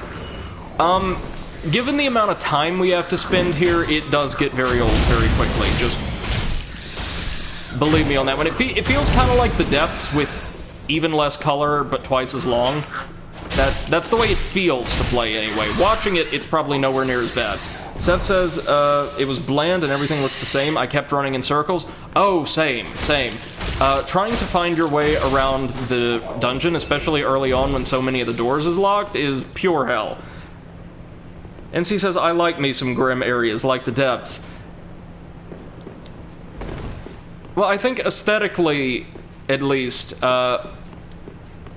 we have pretty different tastes. I like my areas bright and vibrant. they can be darkly beautiful, as a lot of the locations in Bloodborne were, but I do like elegance and beauty and a really, really clear design aesthetic. Something that's just kind of dank and dark and bland doesn't really do it for me. I mean, yes, it sets a tone, but it doesn't look very good. And he says, oh yeah, that might not help getting lost and all. Seth says, I did so many squats because I kept trying to open locked doors. Yeah, and what really sucks is the same key opens almost... Oh, no! All of them. Almost all of the locked doors. No, you... This is what this area is normally like. We managed to, like, luck out and get the drop on several groups of jailers all at once earlier. That is not going to happen here.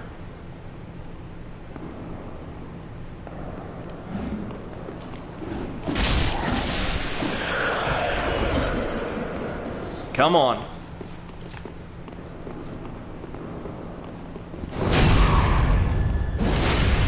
Seth says these suck nuns suck.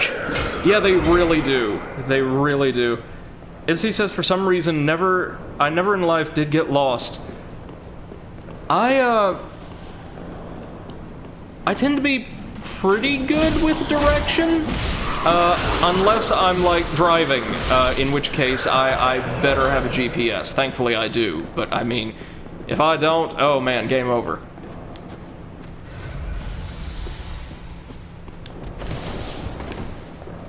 Let me tell you though, that soldering iron of theirs, one of the best weapons in the game for PvP. As like an offhand weapon, of course. The gloves, okay, we'll take them. Seriously, you tap somebody with that for once, for once. You tap them with the soldering iron once, and just as the jailers do to you, they are slowed down for a considerable period of time. MC says, on the contrary, I tend to just walk my way through a labyrinth straight to the exit, unable to cross through any side area. Oh, if we're talking like in games, I'm like an obsessive completionist when it comes to exploration. So I tend to get stuck in areas like this, constantly going back and forth and saying, wait, have I been here? Have I been here? I think, yes, no, wait, yes, no. Is there an item over there? No. But we can finally access our last magic trainer, and the one I'm most excited to work with. This is Carla. She is a discarded daughter of Manus, one of the last fragments of the Dark Lord. Praise the Heer, agreed. There you are. I thought you'd all but forgotten me. How sweet. Good to know that a skinny little heretic can still turn heads. Oh, you're not one of them, are you? She's probably the nicest merchant we're going to be working with back at the Firelink Shrine. And remember, she's a creature of the Abyss. She is... What business? Well, depending on your interpretation, either not human or a manifestation of pure humanity. No exception. Ipsy says, that's why I'll never lead a D&D group through a labyrinth again. Ooh, oh, like, maze-like dungeons in tabletop settings must be pretty rough at times. And Seth says, I like when the game tells me where to go, because then I can choose the opposite path. Agreed. You're here to save me. But I'm guilty. A wretched child of the Abyss. Is that something you can forgive? Well, of course. Here we see yet another of the ways in which Lord Gwyn's legacy and ideology have caused a lot of people harm. So, this poor woman was hated and abused and imprisoned by those clearly deranged things out there, back when they were still a bit more human, because of what she is instead of who she is. And this dogmatic stigmatization of the darkness, the abyss, and those things allied with it are one of the main reasons why you can't, or I can't look at something like the Age of Fire and say, oh, this is obviously a good thing we should want to return to, because it means horrific, routine mistreatment of people like this. MC says they could be tough, but I lead my group straight to the exit. We get zero loot in combat. It was really bad. Hey, if we were in a maze, I would want to get to the other side just as quick as possible. You are no ordinary man. Very well. Besides, I've grown tired of imprisonment.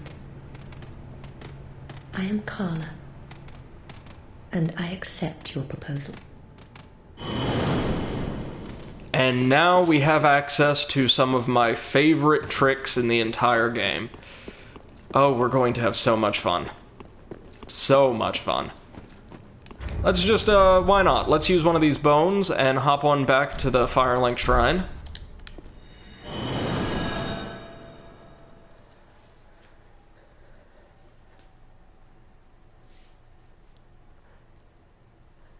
It's time to bring a little bit more of our Dark Souls 2 playstyle back. It might take us a couple levels to get there, but oh man, we are really going to get a lot of use out of Carla's sorceries. As I said, I am She teaches hexes, even though they've not been categorized as such in Dark Souls 3, because that was a Dark Souls 2 thing. They are effectively hexes. Many of them are the same exact spells. The only thing that might interest you is my sorcery. Although my dark arts are a detestable sort. Seth says, oh, by the way, I'm starting a Dark Souls 1 playthrough tomorrow. Oh, right on! Fantastic! I will do my best to drop by, and, if at any point in the future you guys, like, want or need, like, somebody on co-commentary or whatever, I'd be happy to help. I know I'm, kind of a lot and, a serious jabberjaw, but if you'd want, I'd always be happy to do what I can to help. You're a wicked one, aren't you? Yes, give us your sorcery. Very well. Humans Seth says, oh, that sounds amazing, I'd love that. Fantastic! I will be absent for all of 55 minutes between, I think it's, remains the truth. oh god, your time, it would be maybe Few humans are privy to this 7:30 to 8:25 or something like that? Because I'm going to be, I think. Hold on 1 second. Let me get my schedule. It's right over here. It's one of those things. When I moved to my current home, oh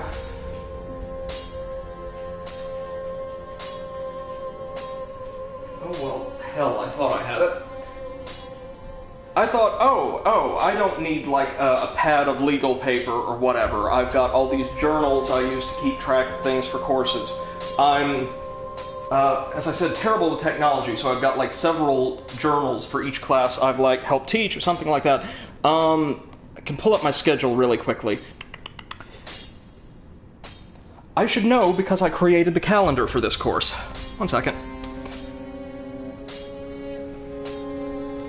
Apologies for the break in gameplay, by the way, y'all. We will be taking on 2 bosses more before the end of the stream today. Don't worry, we've got one right off the bat that I'm going to be cheesing, and yeah, okay.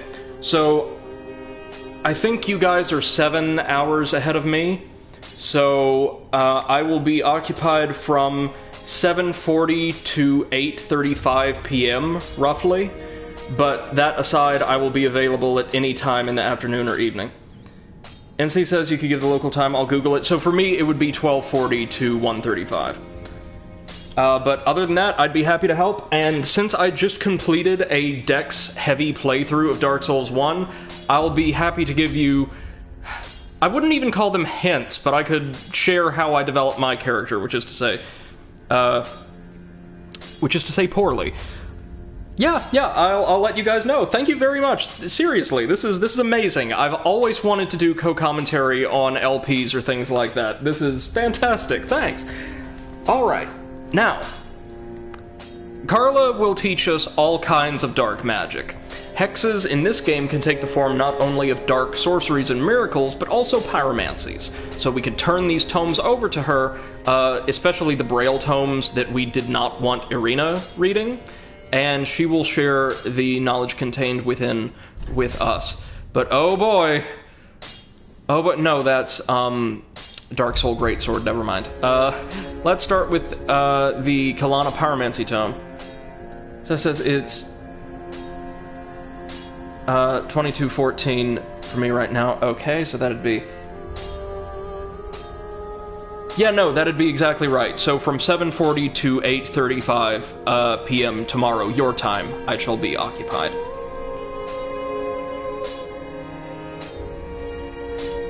We'll start with Quelana's Tome, which is not dark magic, but it can only be taught by a female pyromancer. Witch of Isolith. Well, this is a fascinating pyromancy. Very well. If this is your wish, I will unravel the thing the best I can. Besides, it will be nice to play master for once. So it says I'll probably start around 20 anyway, so it's not going to be a problem at all. Right on! Perfect. Perfect, perfect. Oh. And the Grave Warden Tome, which is dark pyromancy. And one that resonates with the dark. Yes. Well suited to me. I may be a heretical sorcerer, but you bring me nothing but pyromancies. Fiendish little lad, you.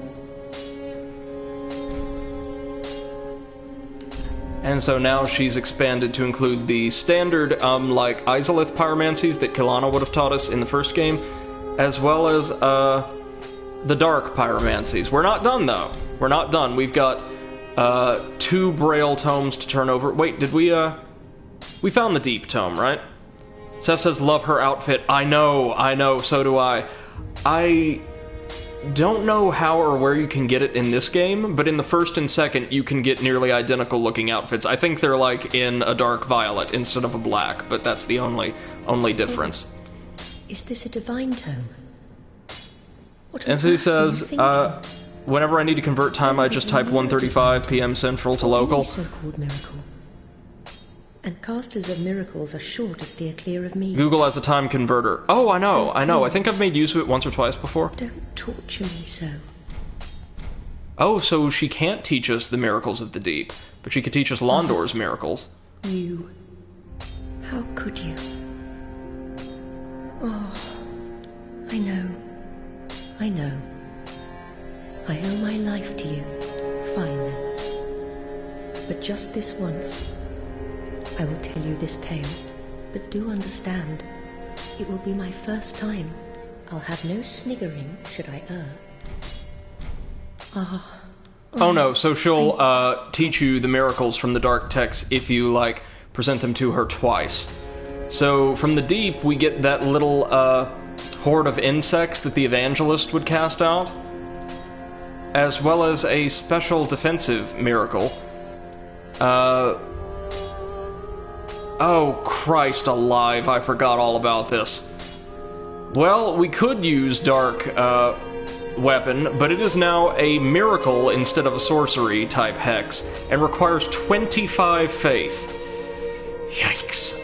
Well, we won't be doing that, unfortunately. Oh, that's a shame. But, it's alright, nonetheless, as we will be able to... Well, we'll be able to boost our faith a couple of different ways, but we should also be able to get dark damage on our weapons through other means. So, we will equip the Final Fantasy VII sword. See if we can't reinforce it just a little bit more. Oh, we need another Titanite chunk, do we? Pity that. And let's see, can we slather a little bit of rouge on this? Karthus Rouge. Highly viscous scarlet plant secretions. Temporarily applies bleeding effect to right-hand weapon. Associated with the warriors of Karthus, whose bodies take on the scarlet hues of both this sanguine substance and the spatters of their victims' blood. We can't use it because the weapon already has a special effect on it. That's fine. If this does not work, we will, instead toss the catalyst because we're not going to need it. We'll take our usual, like, standard katana and coat it with some rouge. It's probably the best way to go about this. So, we're going to have to charge back up. Now that the High Priestess of Lothric has just been laying on the floor of the cathedral bleeding out for like the past hour while I ran around getting singed by jailers and killing those weird dragon things, and standing around trying to figure out what time zones are not my own, because, well, I'm from the US and we're typically terrible with that. We're going to go save her, or check in on her now. MC says if we had a leech and blades, we could use poisons, but this is going to be straight fights, and that whisper guy, I will do my best to make sure any head-on combat we get into goes as smoothly as possible, keeping in mind that I'm probably going to be real bad at this. At least early on. Nope.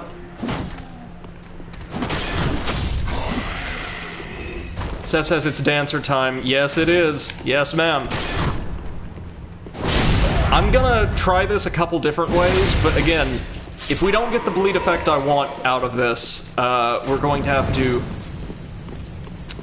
attempt a slightly different version of the same strategy. So, as I said, this boss, a very, very challenging foe, normally, but also very susceptible to bleed damage, relatively speaking.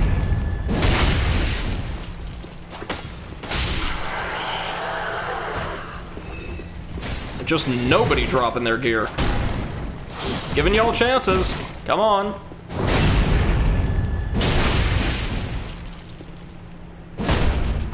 Ooh. Got that shield up in time. Impressive, impressive. Less impressive. There we go. Now their spears are very good if you can get your hands on one.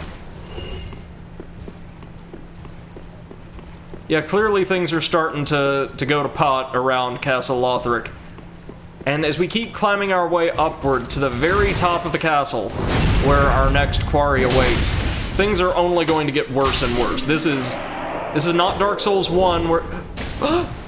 After not getting any of this for so long, we get the shield, armor, and leggings all at once? Dude, are you kidding me? Oh yeah, I would say we're putting that on right now, but it is pretty heavy too.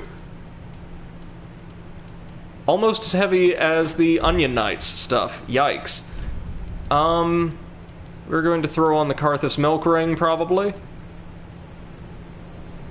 Seth was like, that was like, fuck it, just strip me naked.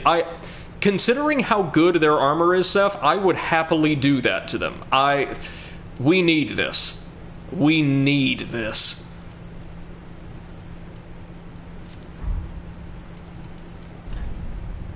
Oh, but we're so... we're going to want all the stamina in the world.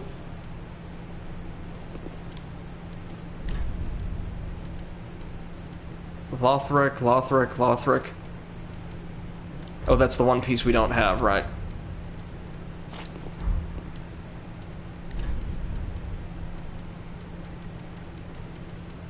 Anything that might be a little bit better?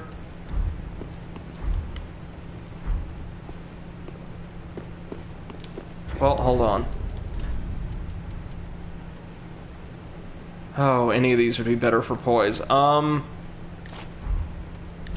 They just all make us too heavy, that's the problem. So what if we go for a lighter armor that's still going to be perfectly fine. Unequip our glove. No, unequip the gloves. Then, oh jeez.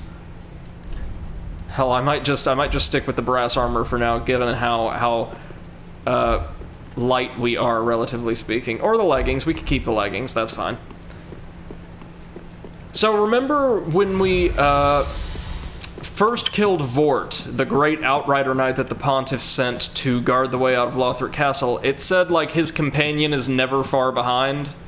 Prince Lothric. Well, time to take on the Pontiff's Please insurance plan, I guess? Tell him what he must be.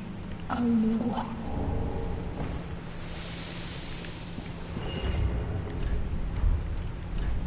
And we get the Basin of Vows, needed to access the castle proper. Chalice used in old ceremony in which Lothric knights take their vows. It's only a formality now, but it remains as an empty practice. Place this basin at a statue of a beheading knight. And this will begin the boss battle.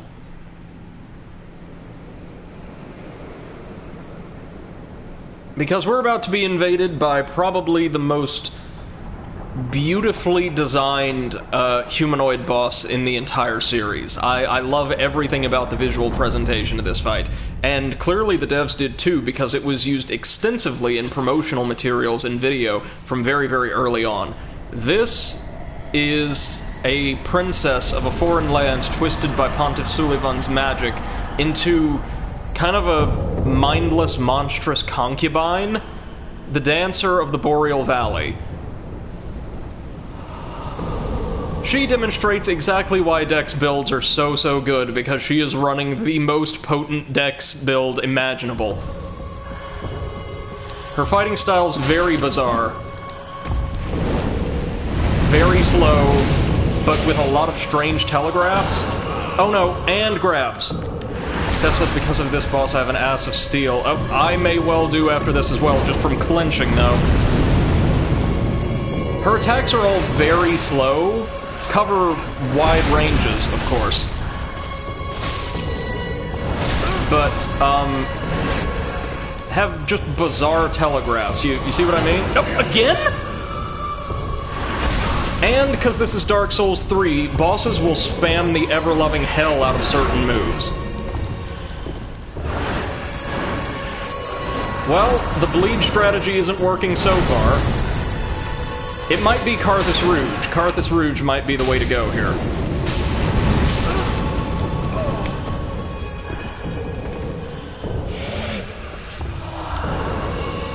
There's the...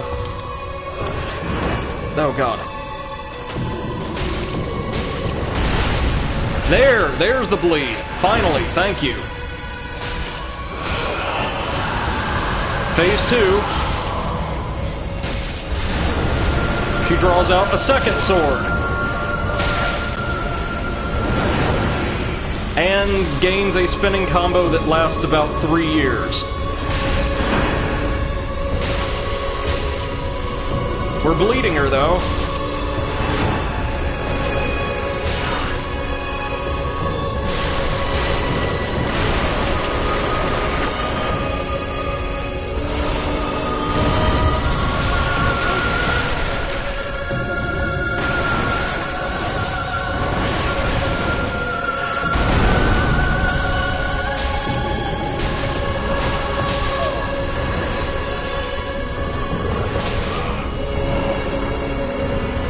So at this point, her attacks generally become less graceful and a bit more like a giant tantrum.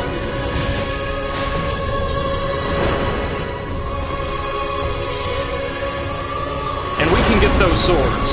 You know I want those swords. You know you want those swords.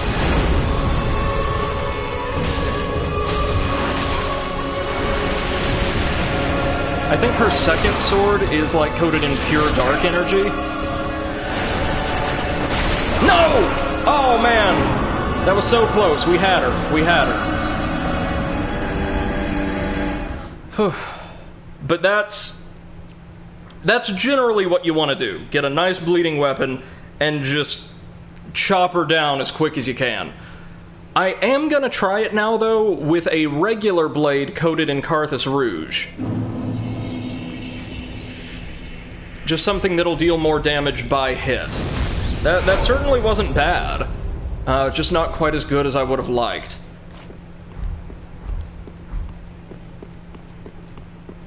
The Carthus Rouge effect might also be more potent, I'm not sure.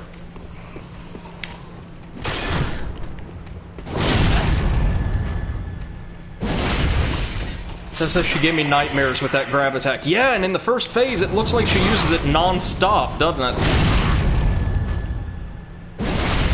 Bosses in this game very much like to stick to their most powerful 1 or 2 attacks in the early phases. I noticed the old Demon King did that with his combustion. I think the fire demons were quite fond of it too. So she has effectively colonized the chapel until we get rid of her.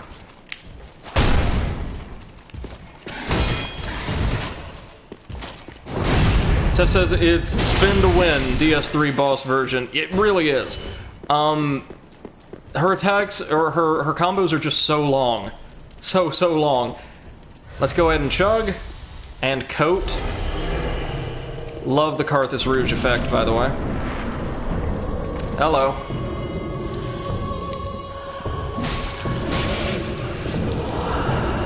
And we're opening with the grab, alright. I see where this is going. The only downside to using the Black Blade here is its range is very short. Oh! God damn it!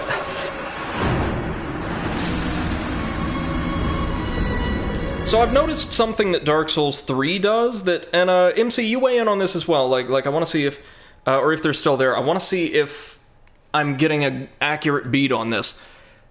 They have a tendency to give bosses really absurd reach with a lot of their attacks to compensate for the fact that some of them aren't super, like, dexterous. Seth says, focus, you got this, thank you very much. I do. It's, this is one of the harder fights in the game, and we're nearing a point where there aren't really any easy fights left. Well, I take that back. There's one easy fight left in the game. Everything from here on out is legitimately pretty challenging in different ways. We're coming up on the boss that gave me more trouble during my first playthrough than any other. And it makes sense, because most of the fights from here on out are optional, with the exception of the Dancer, Prince Lothric, and one more boss that lies between them. Oh my god. Really?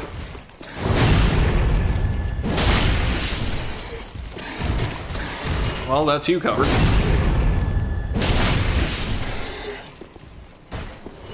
Okay, so I think it might be better to go back to the Bloodblade plan. And anything else we might want to use, like instead of the Estus Ring?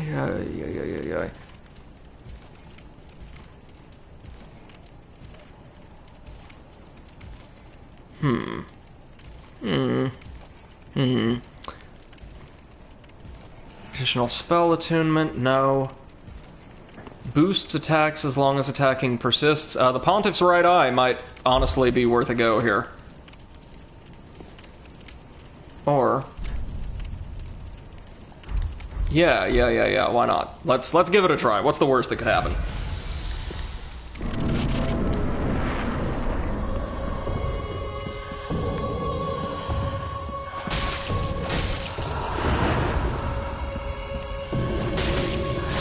Yeah, the increased range on the washing pole is going to be very helpful here.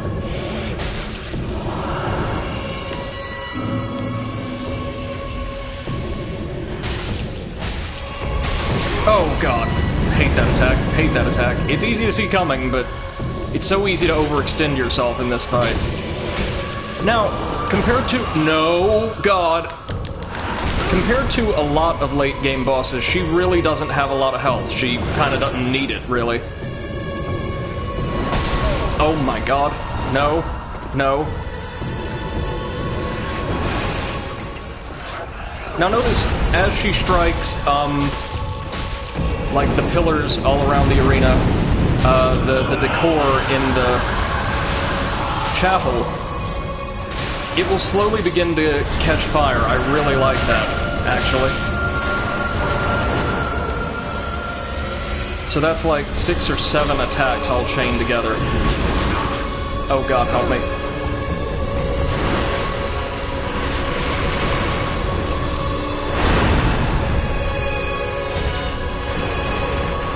Just bleed.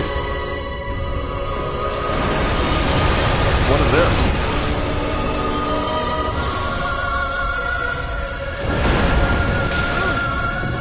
Did she draw the second sword again?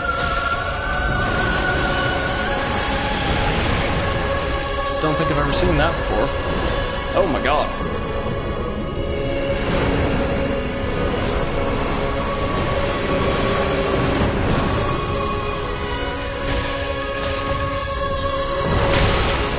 Oh, well, we bled her, finally.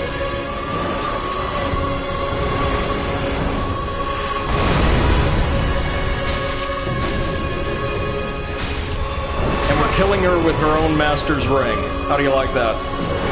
Well, we're trying to. We're trying desperately to.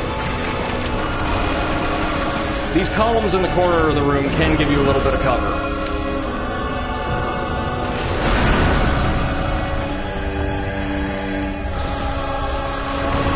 And here we go again. AoE. There we go. So for some reason, I think I was able to level up my washing pole or something a bit more my first playthrough. I remember being able to bleed her more or less non-stop. So bleed is still really effective, just not quite as effective as I remember it being. It was a huge help though, because if you notice, this washing pole wasn't doing much damage to her on its own. Whew. Okay, that wasn't too bad. Was that 3-4 attempts? Something like that? I'm perfectly happy with that performance. We'll take our Dragon Crest shield back and our Black Blade. The washing pole's great, but bleed damage is going to be way less useful to us coming up. Well, oh, thank you very much, Steph. I appreciate that. Now, you guys did the Consume King's Garden and the Untended Graves, right?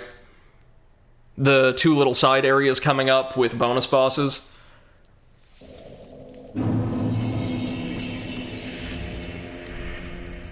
Yep. Well, I think the Consumed King's Garden... You didn't? I thought Exit said you had. Oh no, Seth says at that point we were rushing to the end. I got you. In that case, I'm about to show off some bonus content, including, oh dear sweet lord, what for me was the hardest boss in the entire game in my for my first playthrough. Gracious. So the Prisoner Chief's Ash, give us anything special? Seth says nice. Well, we've got a very, what I find to be a fairly straightforward easy boss coming up, and then an incredibly difficult one. Now, oh, you can buy the Witch's armor. I totally forgot about that. That's cool. You can also buy the Dancer's armor, but god, it's expensive. So expensive, but you know what? Honestly, kind of worth it. I'm going to be irresponsible with my character creation now, just so I can show off. It's very good for light armor, though, so we do have that. And it is very, very light. We even get those little thin gossamers protruding from, technically, the back of her veil. Now you're talking. Just look at those veils with the ember effect. Whew. That's so pretty. Yeah, it is. It's, yeah, like a princess, as she actually was. In fact, let's have a look-see. We did get a soul. The Pontiff Sullivan bestowed a double-slashing sword upon a distant daughter of the formal royal family, ordering her to serve first as a dancer, then as an outrider knight, the equivalent to exile. While we're here, we're going to crush those souls to make a slightly increased chance of us getting 2 levels out of this sucker.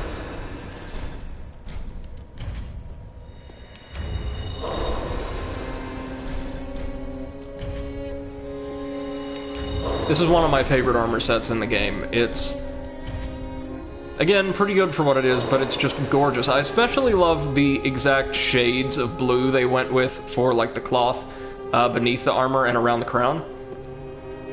Seth says, oh, her story kind of reminds me of the story of one of the characters from Octopath Traveler. Which one? I played a little bit of Octopath Traveler on the Switch, and I really liked it, but I have this terrible habit. I never got around to completing it. I made it past a few characters' introductory arcs.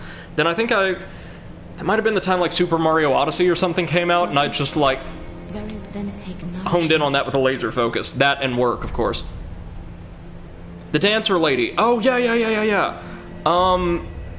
My favorite character to play as, actually, out of the ones I tried out. So we get 4 levels out of this. That ain't half bad. That ain't bad at all. So we'll take 2 more decks. And tell you what, sling us a couple more vitality, because we are really going to need the increased equip load, honestly. Farewell, Ashen Maiden. Oh yeah, we're much faster now. Seth says, my favorite was the Huntress, but I hated her old and English. I don't know if I ever got around to playing as her or not, actually. So, I'm pretty sure I liked the healer. He was pretty alright. So we could use the Soul of the Dancer to get Guinevere's Soothing Sunlight miracle. Special miracle granted to the Maidens of the Princess of Sunlight. Restores a large amount of HP for self and those in the general area. The miracles of Guinevere, the princess cherished by all, bestow their blessing on a great many warriors. True, true. Or, what we're going for, the Dancer's Enchanted Swords, a very, very powerful dex weapon. Paired enchanted swords that Pontiff Sullivan bestowed upon the Dancer of the Boreal Valley. These blades, symbolic of the Dancer's vows, are enchanted by dark magic in the right hand and fire in the left, mirroring the Pontiff. Yeah, this basically gives us access to a simplified version of the Dancer's moveset. We're getting that. And with Yormsoul, we can get either this titanic shield. As a lord, Yorm risked everything and fought unflinchingly as a one-man vanguard. Following the loss of the one he wished to protect, he forsook his shield, hence why he didn't use it in the fight, I suspect. And then, again, I don't get what's up with this game's design in machetes, but this is the third or fourth different enemy we've seen with one. Yorm once lumbered on the front lines with a great shield, but one day, in place of his shield, a left-hand notch was added to his machete, enabling the smashing technique that would become the legacy of his later years. Seth says that would suit you well. It does, trust me. Check this out. This moveset, I assume you're talking about the moveset here. I don't know if you guys got this weapon during your playthrough, but first off, they're constantly glowing, which, I mean, if you know me, you know I love some bright, colorful visuals. The one-handed version's alright, but you draw that second one, and all of a sudden, your L1 moveset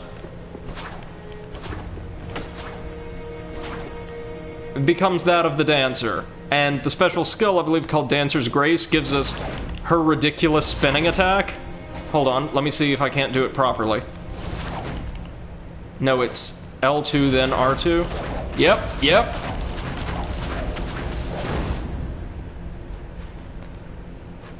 God, if we could only make proper use of that at some point. Might be tempted to level these up later, but right now we're going to stick with Old Faithful here.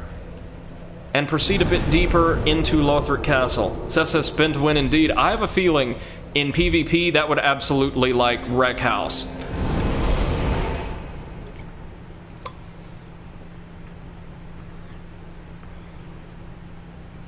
So for this next area, you're going to want fire. A whole lot of fire, whether it's pine resin or fire bombs or what have you. This would be the place where pyromancers come to flaunt their skills. Next area is very, very, very short, but it's also pretty difficult to gather everything up in and come out of the other end alive. So, before we were so rudely interrupted, we were going to place the Basin of Sacrifice at the altar.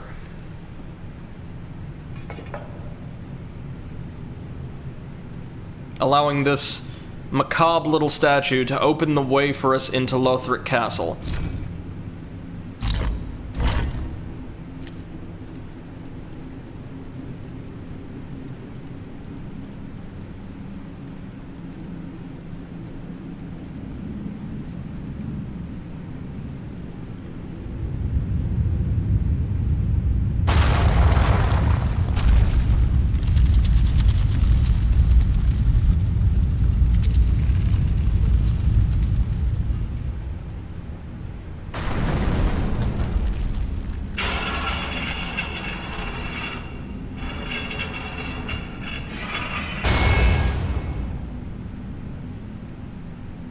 Yep, only one lord left for us, and, oh god, that fight. I'm really looking forward to that one. I'm not good at it, but I'm looking forward to it. But before we do that, we've got to take care of the king. The king of Lothric, who you may remember absolutely nothing about, because he's not been mentioned hardly at all. There is a king here, he's just, he's not doing super well.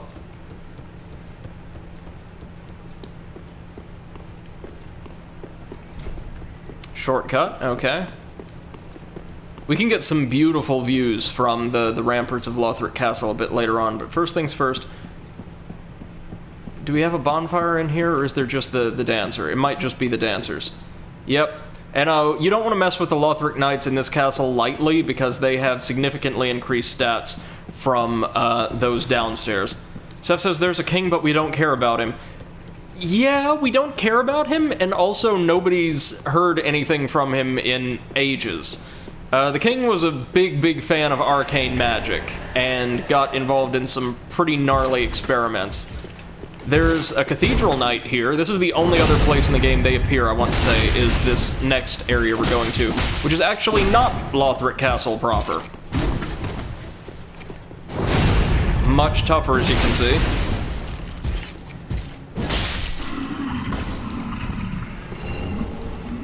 Titanite, okie dokie. Anything else around here? Nope. Time to take the lift on down. The lift just covered in gunk and detritus. To the Royal Gardens. Oh, hey, wait, was that a place we could exit? Yep.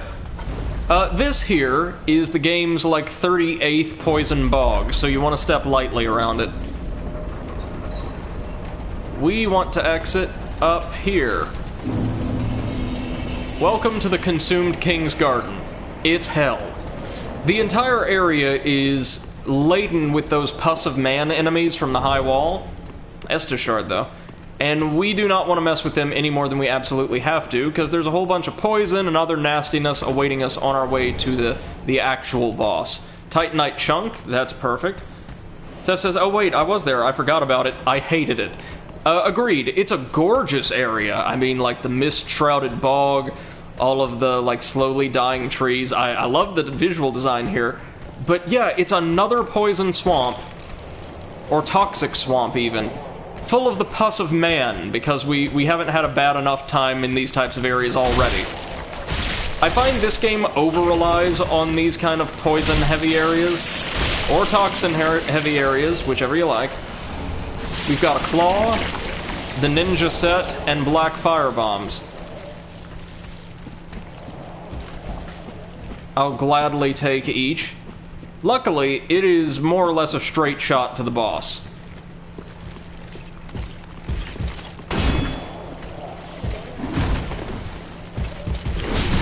Ooh, just ever so slightly off-center for his back. Alright.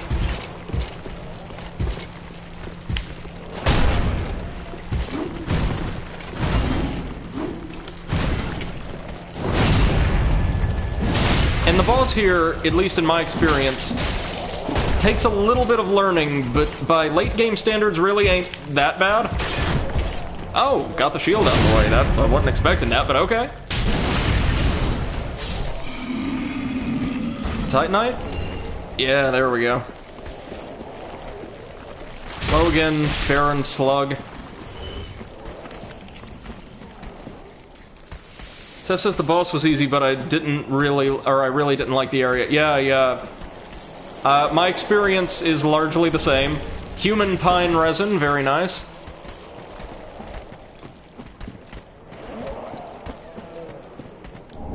More Titanite chunks, alright. Is this a shortcut already? If so, wow, they really knew what they were doing to you with this area, didn't they? So apparently, ages ago, by my understanding, the king just, I believe he may have lost a child in infancy, and, like, mentally just never recovered. He sought about pursuing all kinds of esoteric and arcane means of bringing his youngest back to life, and just kind of locked himself up in the gardens, working on nothing but that for ages. This will eventually open up our shortcut, I want to say. We've got some thralls to take care of first, though. Seth says, I thought you'd say he lost his child in this bog, because I totally believe that. No, this is kind of a pinwheel situation, I think. Seth, you aren't familiar with pinwheel currently, but you will be before long. It's, one of the most notorious elements of Dark Souls 1. though not for reasons I'll tell you right now. There are Grave Wardens here, too, like Holy Grave Wardens that will buff nearby enemies. Mainly the Knights are what you have to worry about being buffed here. But they're no slouch themselves.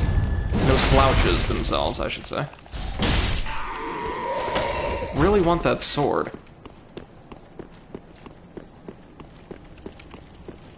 Shortcut, here we are. Another Titanite chunk. We could certainly get a much better sword with this now. Perfect.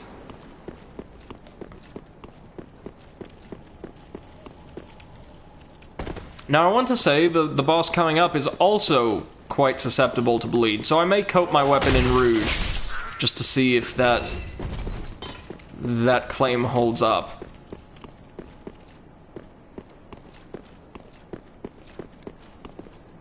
Can we... No, we can't quite see the spectacle that'll be unfolding in the sky right around now, but believe me, as soon as we get a good view of the sun and, like, the slowly fading sky here in Lothric, you'll see things are going downhill really fast. There's another area we can roll out onto from here, so let's do it.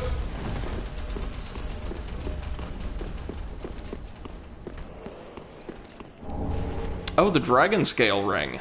Very nice. Oh, hello. Yeah, our boss is right in there, by the by. Seth asks, is the time progressing in the game as you move through the areas? Yeah, there are a couple world state changes. I don't know if they have to do with the changing time of day as much as, like, the world literally burning itself out. Like, this game takes place at the complete and total end of the world, and the whole idea is you're trying to gather up these Lords of Cinder so they can sacrifice what remains of their immortal soul to try to keep the lights on a little bit longer. But as we're going to see, especially as we go through the DLC, it doesn't have to be this way. We can put a stop to the rapid decline of the world and create, ideally, a world where everybody, mortal and immortal, can live in peace without ever having to engage in that kind of sacrifice ever again. What we have to do is basically just usurp the mantle of a god, which is easy peasy for us now. We've effectively opened ourselves up to that ending. Bloodborne has several world state changes as you progress through the game, like 3 or 4, I want to say. And depending on just how many items you find and how much insight you've got, you can trigger some of them before, like, the story flags are triggered, if you're so inclined.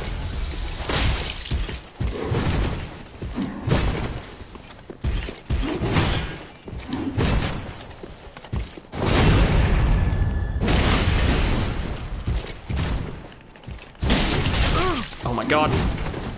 No, no, no. Now there's one of them with a mace right over there. That's the one we were kind of going to watch out for. Cathedral Knight Greatsword. Nice. Or no, it's not a mace. It's another Greatsword wielder. Ay, ay, ay. Nope. We're running, and we're running. And we're running. So not worth it.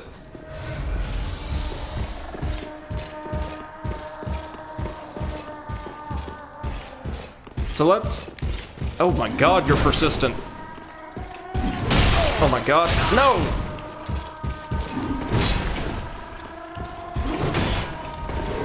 Oh, no! Oh, hell, we were right there. The greatsword wielding knights tend to be very, very persistent. This holds true, this is kind of brought over from Dark Souls 1. These guys have the same armor, arms, and moveset largely as the Berenica Knights in that game did. Seth says just run straight through them and straight into the boss room. I was going to try to apply my Carthus Rouge first, but it looks like it might just be safer to do that in the boss room, so good advice. And in that game, in Dark Souls 1, the mace-wielding knights, not a problem. Nice, big, and slow, leave themselves open for plenty of, like, rear attacks.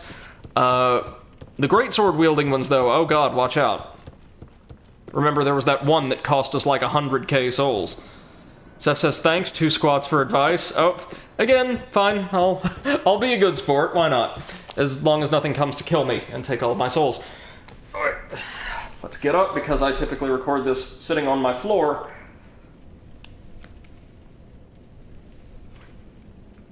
There we are. And now let me reattach one of the, like, padded cups of my headphones, because one of them just keeps coming loose. This is what happens when you use the same headphones for... God, what is it, like 6 years now? Yeah, these are the same headphones I used on air at my college radio show.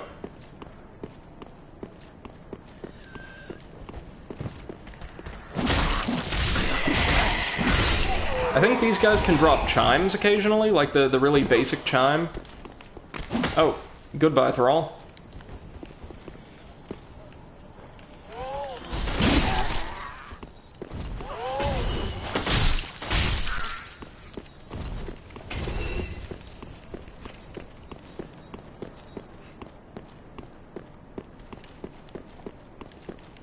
So the way this next boss works is that it technically has 2 phases, but you knock it down into the second phase almost immediately. It has very, very, very, very little in the way of proper moveset or even much health for its first phase. I think when you get it down to like 85% health or 70% health, something like that, it'll automatically transform. And then you have to keep it at close range, otherwise the fight's going to end very quickly and very badly. It just starts rampaging all about the place. The only way to prevent that is to stay close and do your best to survive. Generally good advice for Dark Souls, I find. Try to stay alive.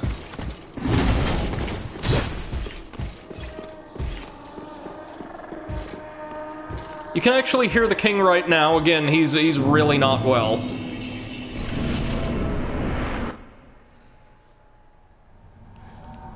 This is Osiris, the consumed king.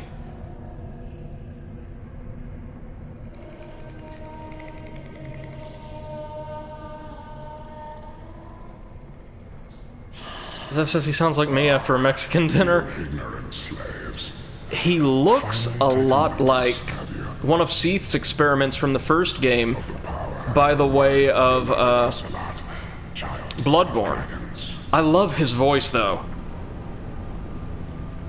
Well, I will not give him up, for he is all that I have. So he thinks he has, like, his infant in his arms, even though there's nothing there. What we're going to do is make him so angry he will take his invisible baby and spike it to the floor like a football. He's a very powerful caster in the first phase, and turns into a straight physical brawler in the second.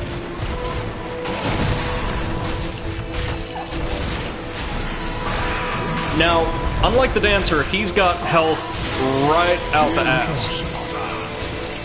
Where have you gone? Are you hiding from me? Come out. Come out. Don't be afraid. You were born a child of dragons. What could you possibly fear? No.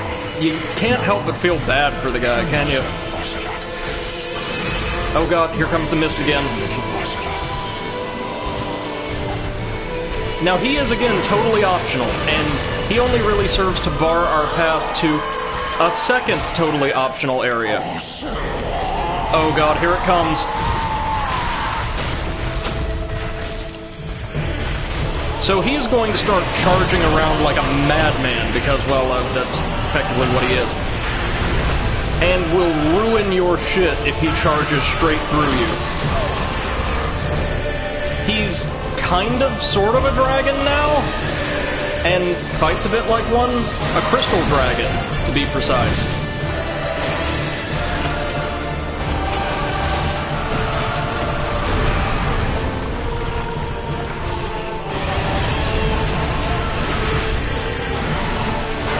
This is straight up a Bloodborne boss in Dark Souls 3.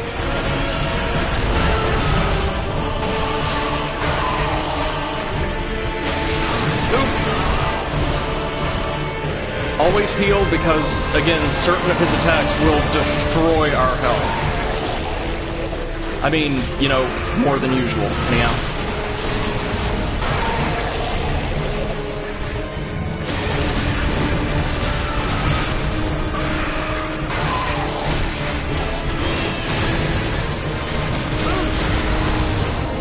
I mean, in one way, this is just very, very pitiful to see. He's just let his kingdom go straight to hell and totally lost his mind. And himself. First try, though. That wasn't too bad. Notice we get a crystal soul, though. Just like the Crystal Sages. Seth says we can also hear the baby crying a bit. Can you really? Oh my god, then that is exactly a fight from Bloodborne. One of the final fights, the final fight, if you do something in particular, to get one ending in Bloodborne, involves... Well, you're actually fighting some giant eldritch kind of mech suit being piloted by or controlled by an invisible baby. Seth says, yep, a few times you could hear the baby. Until the second phase, right? I have a feeling, he kind of, if it's there, he accidentally kills it afterward. Oh, Seth, thank you so much for the promotion on Discord. Really appreciate that. Now, we're going to head on to one more bonfire, right quick. Because, oh golly gee. There's one right in front of us, and this next area is really brutal. Are all of these things dead? Yeah. Seth says, no problem, you can use it as well. Thank you, I may do. So this is a Serpent Man, like the ones that stood guard over Sin's Fortress. They're still around, just clearly in a very different state than they were in the first game. It seems like Osiris was protecting this crypt with the Path of the Dragon emote. Oh, this opens the way forward to my favorite, second favorite area in the base game. Now, there's nothing here save this chest. And what's in the chest? Titanite scale. And it's like, okay, that's not bad. But did we really go through a side area and kill a bonus boss just for a gesture and a scale? Not quite. We've got an illusory wall back here, behind which is a real bastard of an area. Welcome to the Untended Graves. This is, well, generally believed to be the Cemetery of Ash in an alternate universe or an alternate timeline during the Age of Dark. So, like, the world's, or the fire's already been snuffed out, the abyss is running wild, this is what we've got. We're not going to explore this area too much right now, or in fact today, because, A, it's not very long, but it is kind of difficult. And B, its boss is, or was for me, far and away the hardest fight in the entire game during my first playthrough, and I'd much rather have that start tomorrow's session than attempt to conclude today's. But what I am gonna do is show you guys what we can do with that special gesture, the Path of the Dragon. Now tell me, have we seen anything in a posture similar to that gestures anywhere in the world? Hey, Lack94, welcome. I think this is your first time joining us. I'm so glad to see you. Welcome to the stream. We're nearing the end of today's broadcast, but I'm so glad you're here, and hope you've been having a great day so far. Just what neat. So first things first, we are going to keep reinforcing this black blade. Pretty be careful. We'll look at Osiris' soul, but we won't use it quite yet. Osiris went mad trying to harness his royal blood for a greater purpose, leading him to the heretics of the Grand Archives, where he discovered the twisted worship of Seath the Pale Drake. Like says, I am, bud. Thanks. Hope you are too. Oh, I am. Doing quite well. Thank you very much. Just, streaming for a couple hours before I very reluctantly dive into some preparatory work for the week. Next we probably want to go ahead and cash in these souls. We can get 3 or 4 levels, maybe? Correction, we can get 2 levels? I'm going straight vitality because I want to equip slightly heavier armor as we move further into the game. But, Path of the Dragon Gesture. I definitely want to show you guys what we can do with this before. I keep thinking I have an Undead Bone Shard when I don't. I do that every time. We're going back to the dungeon one more time.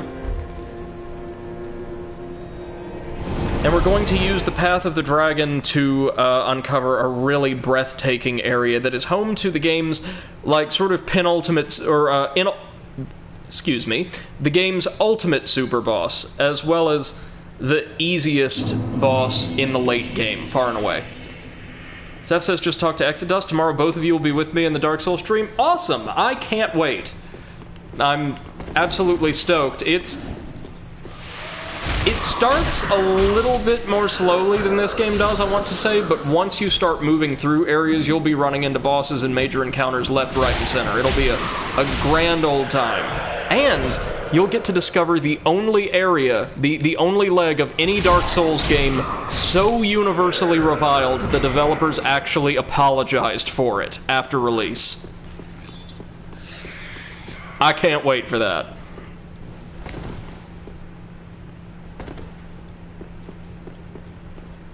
Seth says, I also expect Dex versus Strength discussions. Well, no, I think, obviously, this is my preferred way of playing the game. Hey, Exit, how's it going? They say at least the frame rate will be okay-ish. As long as you have a way to play the game that feels comfortable and worthwhile for you, it doesn't matter to me. I mean, I can give more advice to a Dex build, certainly, than I would a Strength build. But just do whatever you think is best for you. You could also go Sorcery or Miracles, or, well, what a lot of people do for Dark Souls 1 is go for like a melee build, either Strength or Dex, and use Pyromancies, because they scale purely with the reinforcement level of your Pyromancy Flame, which you just need souls for. Seth says, it's Dark Souls, how comfortable can I be? I could play with a stick in my ass and I'd be super comfy. The first game is nowhere near as hard as the third one, if you're familiar with the way it works. Now, I will say this. The control scheme, and especially characters' animations and reaction times, are gonna feel really clunky coming off of this one. It's gonna take some getting used to. But once you do get used to the way like that game kind of works and plays and especially reacts to your commands, I think you're gonna do absolutely fantastic. And again, I'd be happy to like help you out with like playstyle specific advice if you want to go for a Dex build or even a sorcery build. I've done a little bit of both before, but just find something that works for you. Dark Souls 1 is less well balanced than the others when it comes to making different playstyles accessible, but I was able to make it through the entire game with a very early Dex weapon, and it was able to just devastate everything we came across with a couple buffs.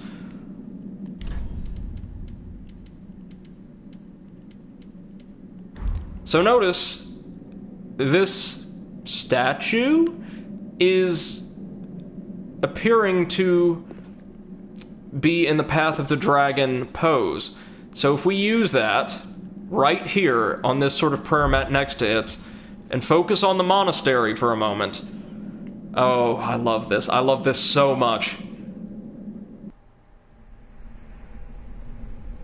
Y'all, if you have not seen this next area before, prepare to be blown away. This is about as weird and esoteric as a pathway ever has been in the Dark Souls series. Usually there's some kind of rhyme or reason for, like, how or why you get to, like, secret areas. This one's a little obscure. Seth says, I am prepared. Yeah, here it comes. Exit says it's because I've read up on it that I knew about this area, but I had never even got a hint that this exists. Like, never. Yeah, no. I don't think the game does a great job of telegraphing it. Like says, I'm not. Oh, y'all, you guys are gonna love this.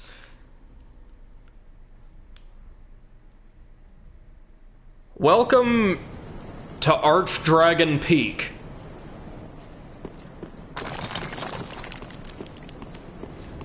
beautiful clear skies, stark white cliffs.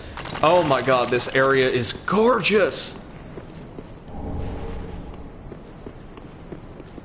And most of the action is going to take place in and around this monastery of the Dragon Apostles.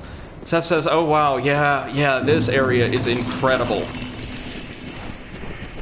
Now, of course, we're going to have to put up with the Serpent Men here, and they are about as tough as you would expect from, like, the enemies who are almost exclusively found in the bonus secret areas. Also, I tend to be really bad at fighting them, because they're one of a few things in this game that would be faster than me with a dex build. But, one-on-one, they're nowhere near as bad. Like, nowhere near. And they can be backstabbed, just like most humanoid enemies. And fortunately, most of the time you will be fighting them one-on-one if you move very, very carefully through here. Ow, homeward bone. They've got casters, of course they do, but we've also got a bonfire right over there. Oh, jeez.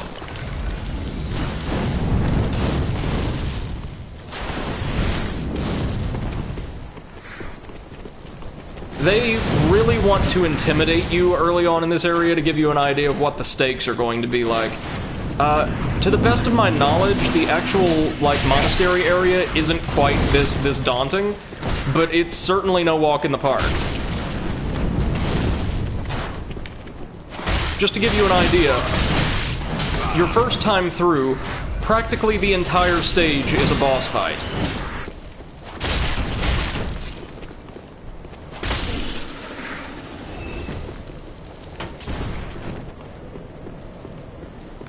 Like 94 says, looks hard. Certainly compared to, like, most of the other areas, yes, just getting around here can be really tough. Exit says, don't give it all away, leave something for the people to watch. I'm actually going to leave this for tomorrow because we've been going for over 3 hours, so I hate that so many of you fine folks just joined us, but we're going to have to hang it up in just a minute. I was just kind of teasing what's to come. There's not one fight, but two here, and it's not the first one that we need to worry about. It's the second one, a fight I've never even attempted before.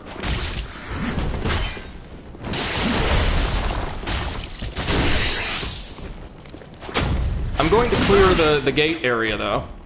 Best I can, anyway.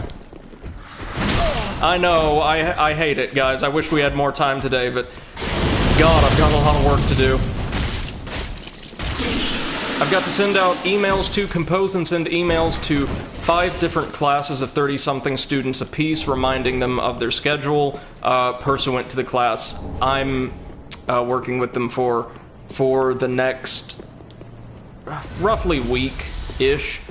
I have to read that book on the John Sassamon murder trial. Really looking forward to that. And it's for a graduate seminar book, it's incredibly short, like 152 pages. And, oh, what else?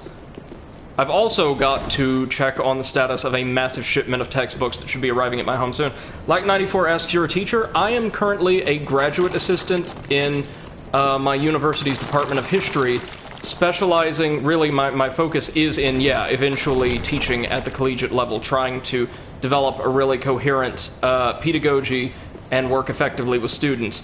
But I'm taking classes of my own as well, hence the graduate student bit.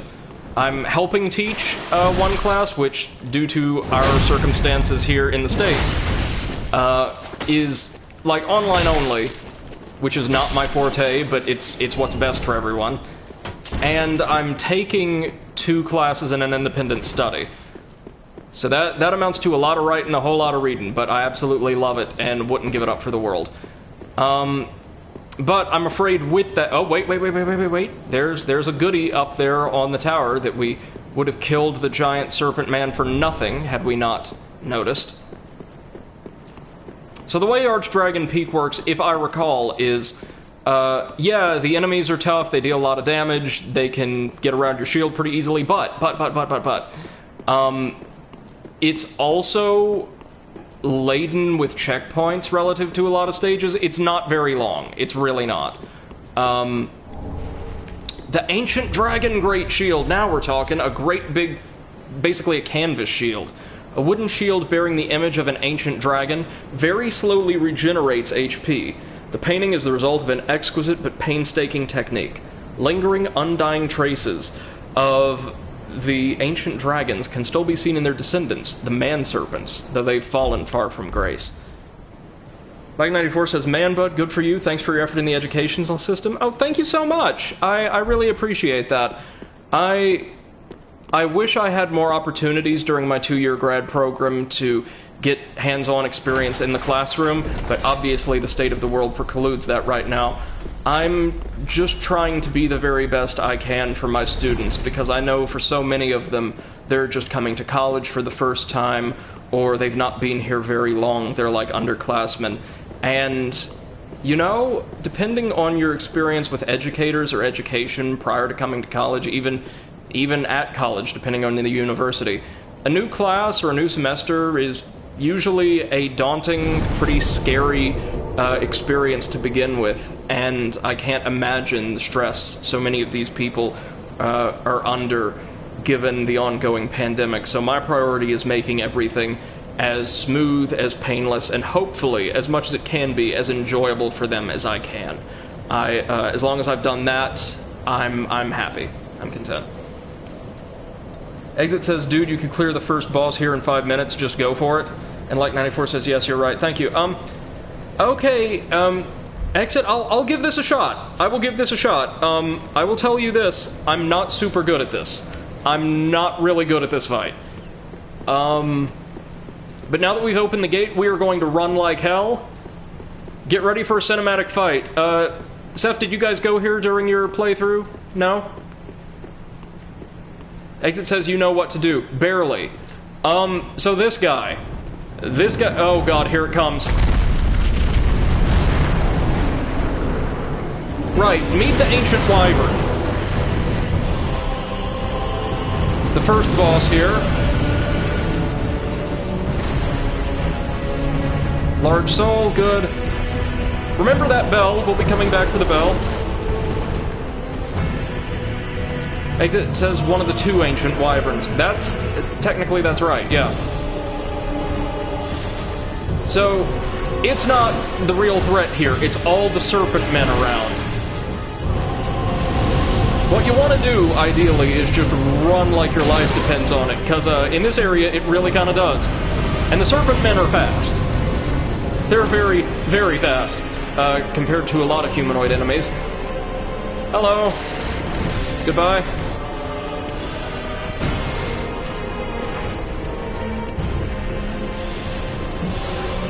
Oh no. Wrong way. But loot, I mean, I'll take the loot. Lightning bolts. Lightning bolts. Oh my god. That's the axe. That's definitely the axe. What we want to do, I think, is get onto that scaffolding right there.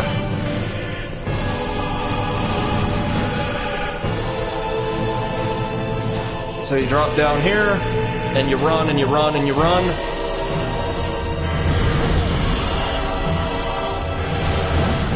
This one has a Kusarigama for some reason. Oh my god. The Wyvern's actually attacking us now. Which it's doing because it's scared. Run along this incredibly flame-resistant scaffolding. This is a really cool fight, guys. It's a very cool fight. And you just walk over here, and you wait. Plunging attack. One hit and it's down. Yeah, baby. Oh, check out those visuals. Hey, first try. Right on. And we get the Dragon Headstone as a reward. It does not drop a soul, unfortunately. Exit says, see, 5 minutes. Oh, you're right. That's totally fair, actually. I didn't think we could do it. Thank you very much. Thank you. Lax says, wait, so you have to beat the Wyvern all while fighting the Lizard Men? Yes, you do. So the way the fight's designed, the Wyvern is nearly undefeatable in standard hand-to-hand combat. Like Yorm the Giant, who we fought earlier in the stream, you can take him if you really put time and effort into it. But the way it's designed is for the Wyvern to put so much pressure on you that you end up running off to the side, fight through a gauntlet of lizard men, and to be fair, while you're in that kind of ruin off to the leftmost side of the arena, it cannot attack you directly. Run across the bridge, then perform a plunging attack, it's gone. It's, Lax says, what, you made it look easy. Well, I appreciate that. It is in part because the time I fought that dragon before, I got, like, mulched by the lizard men several times or the serpent men several times trying to fight my way through all of them, and I learned pretty quickly, okay, go loot all of that later. Take care of them later. That way, like, say, when you're about to approach the ruin, you can actually kite a couple of the serpent men out, instead of having to run through all of them and deal with them in really tight quarters, because it doesn't work well. Exit says, it takes a while to get the rhythm of the rundown. You dodged a few serpent men really nicely. Well, thank you. It's really tough to dodge the larger ones with the axes, I find. The ones with the chains and sickles are comparatively easy, and as long as you're moving, the ones with the show tells aren't that tough. But remember, serpent men, most of them do have a ranged fireball attack, and many of them can extend their neck to, like, perform a bite attack. There's also another variant we haven't seen yet, and won't see until our next stream, which will be in 1 or 2 days, something like that. That is armed with really, really potent lightning magic. Okay, I guess that'll do it for us today. I'm going to go grab some dinner. And, okay, Lack94, thank you so much for the follow. Just saw that. I really appreciate that. And feel free, if you're so inclined, to drop down into our Discord, a permanent link to which can be found at the bottom of my Twitch page's description, to join in with our extremely positive and energetic community of like-minded video game enthusiasts, and keep up to date on our streaming schedule, because I am disorganized as all hell. Exit says the bridge you run over towards. Oh, I'm sorry, Exit. I don't have a command set up for that yet. I've really got to get around to that. I am way behind on a lot of this stuff. Exit says the bridge you run over toward the big one with the chain hook thing is the scariest. The dragon can spew fire there. Yep. And when you get held up there, you're basically dead. Yes, yes, yes. Or when you get knocked off of the bridge by either the Kusarigama or the fire, which has happened to me once or twice. But until next time, ladies and gentlemen, I want to thank you all so much for your time and your energy today.